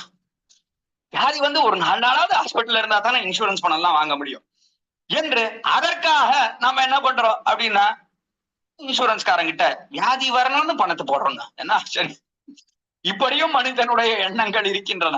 இதற்குத்தான் மதி என்று பேர். பிற்பாடு வரக்கூடியது ஒன்றுக்காக முன்பே செயல்படுவது இதற்கு மதி என்பது பேர். அதற்காகத்தான் எம்பெருமானும் காரியம் பண்ணினான். ரொம்ப ஆச்சரியமா தெரிவிக்கிறார்கள் நம்முடைய பூர்வாச்சாரியர்கள். ஆழ்வாரே தெரிவிக்கிறார், அதை எம்பெருமான் செயல்பட்டது எதற்காக, எனக்காக பண்ணினான். ஆழ்வார் என்பவர் தோன்றப் போகிறார், அவர் மேலே பிறக்கப் போகிறார். அவருடைய மனசை களவு காண வேண்டும், அவருடைய மனசை திருடணும்னா, அவருடைய மனசை அபகரிக்க வேண்டும் என்கிறபடினாலே கண்ணன் என்ன பண்ணான்னா, முன்பே ஆழ்வார் கலியுகத்திலே பிறக்க போற, அவருடைய மனசை திருடணும்னா என்ன பண்ணணும்னா, கண்ணன் முன்னாடியே கண்ணனாக திருவாய்ப்பாடியிலே பிறந்து வெண்ணையை திருடினான். வெண்ணையை திருடினபடினாலே ஆழ்வாருடைய மனசு திருடப்பட்டது. இதுதான் மதி. மதினா என்ன? பிற்பாடு இந்த ஆழ்வார் திருவோதாரம் பண்ண போகிறார், அவருடைய மனசை நாம் அபகரிக்க வேண்டும் என்று சொன்னால் அப்பொழுது நாம் ஒரு பதார்த்தத்தை திருடணும். எதுனா வெண்ணெய். அதனாலே அதுல ஈடுபட்டார் ஆழ்வார். எத்திரம் உரையினோடு இணைந்திருந்து எங்கியடிவே பத்துடை அடியவர் கெடியவன் பிறர்களுக்கு அறிய வைத்தகன் மலர்மகள் விரும்பும் நமரும் பிறரடிகள் மற்றொரு கடவெண்ணை கடவினில் உறவிடை அப்புண்டு எத்திரம் என்று 6 மாச காலம் அல்லவா எங்க ஆழ்வார் மோகித்து கிடந்தார காலத்துல 6 மாசம் எழுந்திருக்கவே இல்லைன்னா. ஏன் அப்படின்னா, அன்னவிரானுடைய இந்த சௌரியம், வெண்ணையை திருடினாரு, அந்த திருட்டில ஈடுபட்டார் பெருமான். அதற்காக காரியம் பண்ணினான காலத்துல ஆழ்வாருடைய மனசை களவாட வேண்டும் என்கிறபடினாலே தான் வெண்ணையை திருடினான்ட்டார் நம்முடைய பூர்வாச்சாரியர்களை தான். நாம் உண்மையான காரணம்தான், மறைந்திருக்கக்கூடிய காரணம்தான் அதுல ஈடுபட்டார் ஆழ்வார். அப்படியே மோகித்து கிடந்தார். அவ்வளவு ஈடுபாடு கண்ணனுடைய அந்த வெண்ணெய் திருடின விற்த்தாந்தத்திலே என்று அவ்விடத்துல ஆச்சரியமான அர்த்தத்தை நம்முடைய பூர்வாச்சாரியர்கள் எடுத்து காட்டுகிறார். அதனாலே எம்பெருமானும் மதியாலே காரியம் பண்ணுகிறான். எம்பெருமான் செய்யக்கூடிய காரியம் பிற்பட்ட காலத்துல என்ன நடக்க போறது, அதுக்காக முன்பே இதை செய்வோம் என்று எம்பெருமான் செய்தான் ஆழ்வார் விஷயத்திலே என்று பார்க்கிறோம். அதே போலத்தான் ஆழ்வார் என்ன பண்ற அப்படின்னா, ஆழ்வாரும் பிற்பட்ட காலத்துல இருக்கக்கூடியவர்கள் எல்லாரும் வாழ்ந்து போக வேண்டும் என்று தம்முடைய மதி, பிற்பட்ட காலம் இருக்க கலியுகம் இன்னும் மோசமாயிட்டே போகும் ஆழ்வார் பார்த்தார், நம்மாழ்வார் பார்த்தார். அதனாலே பிற்பட்ட காலத்தை எப்படி நடக்க போறது என்பதற்காகத்தான் முற்பட்ட காலத்திலே எல்லோரையும் திருத்த வேண்டும்னா நம்முடைய பாசுரத்தை கொண்டு எல்லோரையும் திருத்தி விட வேண்டும், எல்லாரும் எம்பெருமானுக்கு அடியவர்களாக ஆகிவிட வேண்டும் என்று நினைத்துத்தான் பாசுரம் பாடுகிறார். நாளே பிற்பட்ட காலத்துல எல்லாருக்கும் ஈடுபாடு ஏற்பட வேண்டுமா? ஆழ்வார்னு ஒருத்தர் இருந்தார், மிகச்சிறந்த ஞானியானவர். திருப்புலி ஆழ்வார் அடியிலே எதுவுமே போஜனம் பண்ணாமல் உண்ணும் சோறு பருகநீர் தின்னும் வெத்தலையும் எல்லாம் கண்ணன்னு இருந்தார்ன்றத எல்லாரும் கேட்டு இருந்தா அது ஒன்னும் பிரயோஜனப்படாது. யாரோ ஒருத்தர் இருந்தாரா, நம்ம ஆழ்வார்னு பேரா அவருக்கு, திருப்புலி ஆழ்வார் அடியில அப்படியே இருந்தாராம் என்று சொன்னால் அப்பொழுது யாருக்கும் எம்பெருமானிடத்திலே ஈடுபாடு ஏற்படவே ஏற்படாது. எம்பெருமானிடத்திலே ஈடுபாடு ஏற்படுமா? இந்த சம்சாரம்ன்ற பெரிய சாகரத்திலே எப்பொழுதும் துக்க கடலிலே மூழ்கி கிடப்பார்கள். இவர்கள் எல்லாம் எப்படி ஆனந்தத்தை அடைவர்கள் என்று பார்த்தார் ஆழ்வார். அதனாலே அவர் செய்த காரியம் என்னன்னா, தாம் பாசுரம் பாடினார். தாம் பாசுரம் பாடினது மட்டுமல்லாமல் பிற்பட்ட காலம் இவ்வளவு மோசமா இருக்கும், அதனாலே இந்த பாசுரங்களை எல்லாம் நம்மிடத்திலேயே நிற்கக்கூடாது என்கிறபடினால்தான் நாதமுனிகளுக்கு 4000 உரைத்தான் வாடியேன்னு நாதமுனிகளுக்கு 4000 திவ்ய பிரபந்தத்தையும் கொடுத்தார். அப்பொழுது பிற்பட்ட காலத்திலே இது மோசமாகிவிடும். நாதமுனிகள் தேடி வந்ததோ வெறும் 1000 தான், 1000 பாட்டை தான் தேடி வந்தார். அவருக்கு இருக்கிறதே 1000 தான் தெரியும். அவருக்கு திருவாய்மொழி உடலில் மடிய சொன்னா ஓர் 1010 மடலை தீர வல்லார் காமர் மானை நோக்கியற்கேன்னு 6ஆவதே என்கிற 5ஆம் பத்துல 8ஆம் திருவாய்மொழி. அந்த திருவாய்மொழியில கடைசியில பலத்தை தெரிவிக்கிறார். இந்த 10 பாட்டு தான் நாதமுனிகளுக்கு தெரியும். இந்த 10 பாட்டைத்தான் திருநாராயணபுரத்துல இருந்து சென்ற சில ஸ்ரீ வைஷ்ணவர்கள் காட்டுமன்னார் கோயிலிலே நாதமுனிகளுக்கு பாட, இந்த பாட்டை கேட்ட உடனே ஓ 1000 பாட்டு இருக்கே, இந்த 1000 பாட்டும் நமக்கு குருகூர் செலவோவன்னு சொன்னபடினாலே திருக்குருகூருக்கு போனால் கிடைக்கும்னு நினைத்து கொண்டு 1000 பாட்டை பெறுவோம்னு தான் இங்க வந்தார். ஆனா ஆழ்வார் என்ன பண்ணார்னா, இவர் 1000 பாட்டுக்காகத்தான் 12,000 உரு கண்ணினும் சிறுத்தாம்பை தாளம் கையுமாக இசையுடன் சேர்த்து ஏக மனசுடன் பத்மாசனத்திலே வீட்டிலிருந்து மதுரவைய நாதமுனிகள் பாடினார் திருப்புடி ஆழ்வார் அடியில. ஆனால் நம்மாழ்வார் என்ன பண்ணார் அப்படின்னா, நம்மாழ்வார் இடத்துல பார்த்தார், இது பிரயோஜனம் இல்லைன்னா இவருக்கு வெறும் இந்த 1000 மட்டும் கொடுத்தா அது பிரயோஜனப்படாது, இன்னும் வரக்கூடிய காலம் ரொம்ப மோசமா போறது, அதனாலே இவருக்கு 4000 கொடுப்போம் என்று நாதனுக்கு 4000 உரைத்தான் வாடியேன்னு 4000 பாசுரங்களையும் ஆழ்வார் கொடுத்தார் அப்பொழுது நாதமுனிகளுக்கு. இதான் பிற்பட்ட காலத்திலே யோசித்து காரியம் பண்ணுவது என்பது, அது ஆழ்வாருக்கும் உண்டானது ஒன்று. அதைத்தான் இங்கே மதி என்று கொண்டாடுகிறார் இவ்விடத்துல. சரி, எம்பெருமானுக்கும் மதி இருக்கு, ஆழ்வாருக்கும் மதி இருக்கு. இங்கே இப்போ ஆண்டாள் யாரை தெரிவிக்கிறாள்? மதி நிறைந்த நன்னாளாள் என்று தெரிவிக்கிறபடினாலே இப்பொழுது நாம் எப்படி செயல்பட வேண்டும், நம்முடைய மதி எப்படி இருக்கணும், அதைத்தான் ஆண்டாள் தெரிவிக்கிறாள் இங்கே. நம்முடைய மதி அதுவும் எப்படி இருக்கணும்னா, இப்பொழுது இருப்பதை பற்றியே நினைத்து கொண்டிருக்க கூடாது. எப்படி இருக்கணும்னா, பிற்பட்ட காலத்திலே ஆச்சு, ஒரு நாள் இல்ல ஒரு நாள் இந்த சரீரமானது கீழே விழப் போகிறது. அப்போ இந்த சரீரம் கீழே விழுந்தா உள்ளே இருக்கக்கூடிய ஆத்மா அதுக்கு என்ன ஆகும், அது என்ன பண்ண போறது, அது எங்க போக போறது, எதை அடைய போறது என்பதை யோசிக்க வேண்டாமா? அதுதான் மதி. பிற்பட்ட காலத்துல என்ன வரப்போறது என்பதை யோசித்து அதற்கு சேர இப்பொழுது நாம் என்ன பண்ண வேண்டும் அப்படின்னா, ஆச்சாரியனை பற்றணும். ஆச்சாரியனை பற்றினால்தான் நமக்கு நற்கதி ஏற்படும். இந்த ஆத்மா அப்பொழுதுதான் க்ஷேமத்தை அடையும், அப்பொழுதுதான் அதற்கு ஸ்வரூபம் நிறை பெறும். அதனாலே நாம் ஆச்சாரியனை பற்ற வேண்டும் என்கிற எண்ணத்தோட இருக்க வேண்டும் என்று தெரிவிக்கிறாள் ஆண்டாள் விடத்துல. அதைத்தான் மதி நிறைந்த நன்னாளால். இப்போ உங்களுக்கு எல்லாம் மதி நிறைந்திருக்கு. ஆண்டாள் இப்போ என்ன பண்றா, தன்னுடைய கூட இருக்கக்கூடிய பெண்கள் ஸ்ரீவில்லிபுத்தூரே திருவாய்ப்பாடியாகவும் அங்குள்ள பெண்கள் இடைப்பெண்கள் ஆயிட்டு, அதனால அந்த பெண்கள் இருக்காளே அவ இடத்துலதான் இப்போ ஆண்டாள் தெரிவிக்கிறார், மார்கழி திங்கள் மதி நிறைந்தா, மதி நிறைந்தான எம்பெருமானும் நமக்கு என்ன வரும்னு யோசித்து காரியம் செய்திருக்கிறான். ஆழ்வாரையே இப்பொழுது நமக்காக எம்பெருமான் கொடுத்திருக்கான். அதே போல ஆழ்வார் என்ன பண்ணிருக்கார், நமக்கு பிற்பட்ட காலத்துல என்ன வரும்னு யோசித்துத்தான் அவருடைய திவ்ய பிரபந்தத்தையே நமக்கு கொடுத்திருக்கார். அப்படி இருக்கும் காலத்துல இந்த நாளை நாம் நழுவ விடக்கூடாது. பெண்கள் மார்கழி திங்கள் மதி நிறைந்த நன்னாளாள், இது என்ன நாள், இது என்ன நாள் என்று நாம் ஆச்சாரியனோடைய சேர்கிறோமோ அதுதான் மிகச்சிறந்த நாள், என்று நாம் ஆழ்வாரோடைய சேர்கிறோமோ அதுதான் மிகச்சிறந்த நாள் என்று நாளை கொண்டாடுகிறாள் ஆண்டாள் விடத்துல. நாளை கொண்டாடுவது என்பதற்கு அது எல்லோரும் கொண்டது. என்னைக்குமே நமக்கு ஒரு உயர்ந்த பதார்த்தம் கிடைக்கிறது என்று சொன்னால் அப்பொழுது அது கிடைத்த நாள் இருக்க அதை கொண்டாடுறதுன்றது ரொம்ப விசேஷம். அது இருக்க எத்தனையோ கொண்டாட்டம் கொண்டாடுகிறோம்னா இதெல்லாம் அடிக்கடி பார்த்துட்டே வந்திருக்கோம். பிறந்த நாள்னு கொண்டாடுறோம், அதற்கு மேலே கல்யாணமான நாள், வெட்டிங் டே, பர்த்டே, அதுக்கு மேலே எத்தனையோ டே வரிசையா சொல்லிட்டே போறா. பேரண்ட்ஸ் டேன்றா, ஃபாதர்ஸ் டேன்றா, மதர்ஸ் டேன்றா, அதற்கு மேலே வேலண்டைன்ஸ் டேன்றா. அதுக்கு மேலே ரொம்ப ஆச்சரியம்னா டிவோர்ஸ் டே, டைவர்ஸ் ஆன நாள் அதை கொண்டாடினான். இப்பதான் நேற்று ஒரு செய்தி படிச்சேன், யாரோ ஒருத்தி டைவர்ஸ் ஆன நாளை எல்லாரையும் கூட்டு அது பெரிய எல்லாரையும் சேர்த்து எனக்கும் என்னுடைய கணவனுக்கும் விவாகரத்து நடந்தது அப்படின்னு கேக் வெட்டி கொண்டாடினானா. இது ஒரு பெரிய செய்தி, ரொம்ப ஆச்சரியம். இதை போல எல்லாம் நாளை கொண்டாடுறேன். விடுதலையே உண்மையிலேயே அதைத்தான் நாமும் எங்க கொண்டாடும், பரவத்துக்கு போனா கொண்டாடுவோம். விடுதலை இல்லையோ, நாளை டைவர்ஸ் தான் விடுதலை, கணவனிடத்துல இருந்து விடுதலை, டிவோர்ஸ்ன்ற. இப்ப நமக்கு எதுல இருந்து விடுதலை? சம்சாரம்ன்ற சொல்லக்கூடிய இந்த பெரிய சமுத்திரம் இருக்கு, இதுல இருந்து விடுதலைனா அந்த நாளை கொண்டாடணும். என்னைக்குன்னா அது பரமபதத்துல செல்லக்கூடிய நாள், அதை கொண்டாடணும். அது அன்றுனா இங்கே இருக்கும் காலத்திலேயே கொண்டாட வேண்டிய நாள்னு சொன்னா எது நாள் அப்படின்னா, பாகவதர்களோட நாம் சேர்கிறோமே அதை கொண்டாட வேணும். பாகவதர்களோட சேர்ந்து எம்பெருமானை அனுபவிக்கிறோமே அந்த நாளை கொண்டாட வேணும். அதற்கு மேலே முக்கியமாக எதை கொண்டாட வேண்டும்னு சொன்ன ஆச்சாரிய சம்பந்தம் அது கிடைக்கிறதே அந்த நாள் தான் நமக்கு பிறந்த நாள். அன்று நான் பிறந்திலேன், பிறந்த பின் மறந்திலேன் என்று தெரிவிக்கிறார் திருமிசை ஆழ்வார். அன்று நான் பிறந்திலேன், இன்னைக்கு நான் பிறக்கவே இல்லைனா பிறந்த பின் எப்பொழுது பிறக்கிறோம் நாம் என்றால் திருமந்திரத்திலே பிறக்கிறோம். ஆச்சாரியன் நமக்கு திருமந்திரத்தை உபதேசிக்கிறானே, ஆச்சாரியனை சென்று அவன் திருவடித்தாமலிலே விழுந்து பஞ்சசம்ஸ்காரத்தை பெறுகிறோம். அதாவது 5 சம்ஸ்காரங்கள், தாபகா புன்றஹா ததோ நாமஹ மந்த்ரோ யாகஸ்ச பஞ்சமஹ அமீ பரமசம்ஸ்காராக பாரமைகாந்திய ஹேதவஹா என்று தெரிவிக்கப்படுகிறது. உயர்ச்சிறந்த சம்ஸ்காரங்களை பெறுகிறோம்.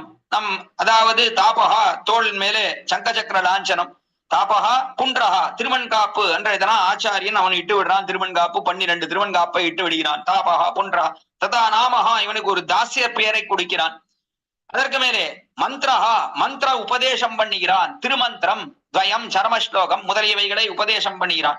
அதற்கு மேலே யாகம்னு சொல்லக்கூடிய திருவாராதன கிரமம் அதை சொல்லி கொடுக்கிறான். அன்று தொடங்கி நாம் எம்பெருமானுக்கு திருவாராதனம் விடாமல் செய்ய வேண்டும் என்று நியமிக்கிறான் ஆச்சாரியனானவன். இப்படி மந்திரத்தை உபதேசிக்கிறான். இந்த மந்திரம் அருகே அது துவயம், திருமந்திரத்திலே பிறந்து, திருமந்திரம் திருவஷ்டாட்சர மகாமந்திரம், அந்த திருவஷ்டாட்சர மகாமந்திரத்திலே பிறக்கிறோம் நாம். ஆழ்வ எம்பெருமான் இருக்க ஆச்சாரியன் அவன்தான் நமக்கு பிறவியை கொடுக்கிறான். மந்திரத்தை உபதேசித்து அதனாலே நமக்கு பிறவியை கொடுக்கிறான்.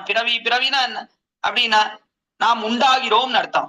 இப்போ அது பரியந்தம் நாம் உண்டாகவில்லை. என்னத்தான் நமக்கு சரீரம் இருந்தாலும் ஜீவாத்மாவை பற்றி நமக்கு தெரியவில்லையோ இல்லையோ, ஆச்சாரியன் ஜீவாத்மாவை பற்றி என்று உபதேசிக்கிறானோ, ஜீவாத்மாவை பற்றி என்று நாம் ஞானத்தை பெறுகிறோமோ, அதுதான் நமக்கு பிறந்த நாள் என்று பார்க்கிறோம். அதைத்தான் இங்கே மார்கழி திங்கள் மதி நிறைந்த நன்னாடாள் என்று கொண்டாடுகிறார். அதனாலே இவ்விடத்திலே நல்ல நாள் எதுனா பெண்கள் நாம் சென்று ஆழ்வாரை சேவிக்க போகிறோம். ஆழ்வாரிடத்துல நமக்கு வேண்டிய கைங்கரியத்தை பிரார்த்திக்க போகிறோமே, இதுதான் நல்ல நாள். அது தன்னிடையே வந்து சேர்ந்திருக்கிறது. நமக்கு இவ்விடத்திலே பஞ்சாங்கத்தை எடுத்து பார்த்தா உயர்ந்த வழி என்ன என்பதை காட்டப்பட்டது இவ்விடத்துல. அதற்கு மேலே இவ்விடத்துல நல்ல ஆழ்வாரு என்ன பண்ணியிருக்காரு அப்படின்னா, நமக்கு மேலே என்ன வரப்போகிறதோ அந்த குறைகளை எல்லாம் நீக்குவதற்கு சித்தமா இருக்கார். இப்பொழுது மதியோட கூடியிருக்கிறாள் ஆழ்வார். அதே போல நமக்கும் இப்பொழுது நல்ல மதி வந்து சேர்ந்திருக்கிறது. மேலே பிற்பட்ட காலத்திலே நமக்கு எந்த கரையும் இல்லாமல் இருக்க வேண்டும் என்கிறபடினாலே நம்முடைய ஸ்வரூபத்துக்கு சேர இப்பொழுது நாம் ஆழ்வாரை சென்று பற்றுவதற்கு சித்தமாக இருக்கிறோம். அப்படிப்பட்ட ஆச்சரியமான நாள் இப்பொழுது நமக்கு வந்து சேர்ந்திருக்கிறது என்று கொண்டாடுகிறாள் ஆண்டாள். இடத்திலே மார்கழி திங்கள் மதிநேர்ந்த நன்னாளால் நீராடப் போதுவீர் போதுமினோ நேரிடையீர் நீராடப் போதுவீர் என்று நீராட்டம்னு இங்க நம்மாழ்வாரோட கூடுவதைத்தான் நீராட்டம்னு சொல்லுகிறார். இதை பத்தி கீழே சொல்லிட்டேன் அவதாரிகையில. நீராடப் போதுவீர் போதுமினோ என்று எல்லாரும் போங்கோன. நீராட்டத்துக்கு போகக்கூடியவர்கள் நம்மாழ்வாரோட யாரெல்லாம் சேர வேண்டும் என்று இருக்கிறீர்களோ அவர்களெல்லாம் செல்லுங்கோள் என்று தெரிவிக்கிறாள் விடத்துல. எல்லாம் போங்கோ போங்கோன்னு சொன்னா இடத்துல இவ போறது இல்லையா, ஆண்டாள் போறது இல்லையா என்று தெரிவித்தார். இல்ல பாகவதர்களுடைய நடையழகை பார்த்து கொண்டு பின்னாடி போனோம். அதனால்தான் நீங்க முன்னாடி போங்கோ, ஆழ்வார் இடத்துல நீங்க முன்னாடி போங்க, உங்களை பார்த்துன்னு நான் பின்னாடி வரேன் என்று தெரிவிக்கிறாள் ஆண்டாள். நீராடப் போதுவீர் போதுமினோ நேரிழையீர் என்று விலட்சணமான ஆபரணங்களை அணிந்து கொண்டிருக்கக்கூடிய பெண்கள் என்று அழைக்கிறாள் ஆண்டாள். இவர்களுக்கு விலட்சணமான ஆபரணம் என்ன என்றால் நம்மாழ்வார் இடத்துல பக்தி. நம்மாழ்வாருக்கு விலட்சணமான ஆபரணம்னா எது அப்படின்னா கிருஷ்ணன் இடத்துல பக்தி இருக்கே, அதுதான் நம்மாழ்வாருக்கு விலட்சணமான ஆபரணம். இந்த பெண்களுக்கு விலட்சணமான ஆபரணம்னா எதுனா நம்மாழ்வார் இடத்துல பக்தி இருக்கே, அதுவேதான் விலட்சணமான ஆபரணம். அதை தவிர வேறொன்று கிடையாதுனா இடத்துல. நீராடப் போதுவீர் போதுமினோ நேரிடையீர் சீர்மல்கு ஆய்ப்பாடி செல்வச் சிறுமீர்கள் என்று சீர்மல்கும் ஆய்ப்பாடி என்று ஆய்ப்பாடின்னு சொன்னா அது எதுனா ஆய்ப்பாடினா திருவாய்ப்பாடி கோகுலத்துல அவர்களுக்கு ஞானம் கிடையாது. அங்கே இருந்த இடையர்களுக்கோ இடைப்பெண்களுக்கோ அவளுக்கு எதை பத்தின வெளி உலகத்தை பத்தின ஞானமே கிடையாதுன்னா. அவளுக்கு தெரிஞ்சதெல்லாம் என்ன, பசுக்கள், தயிர், பால், மோர், வெண்ணெய், நெய், இதான் தெரியும். அதுக்கு மேல என்ன அப்படின்னா கண்ணனை தெரியும், அவ்வளவுதான். இங்க கண்ணன் இருக்கானே அவனை பத்தி தெரியும், அதுதான் அவளுக்கு தெரிந்ததை தவிர வேறொன்று தெரியவே தெரியாது. அதனாலே அவர்கள் ஞானம் இல்லாதவர்களாக இருந்தார்கள். அதே போலத்தான் நாமும் இருக்கிறோம். நாமும் இங்க எப்படி இருக்கோம் அப்படின்னா ஞானம் இல்லாதவர்களாக இந்த லோகத்துல இருக்கிறோம். ஆனாலும் கூட என்ன இருக்கிறன்னா சீர்மல்கும் ஆய்ப்பாடு என்று ஞானம் இல்லாமல் இந்த லோகத்துல இருந்தாலும் சீர் நிறைய இருக்கு என்று சொன்னால் எது நிறைய இருக்குன்னா நம்மாழ்வார்னுடைய கல்யாண குணங்கள். சீர்மல்கும் ஆய்ப்பாடி, சீர்னா கல்யாண குணங்கள். இங்கு சொல்லக்கூடிய கல்யாண குணங்கள் என்ன? நம்மாழ்வாரனுடைய கல்யாண குணம் என்ன? கல்யாண குணம் என்ன? கல்யாண குணம் நம்மாழ்வாரனுடைய கல்யாண குணம்.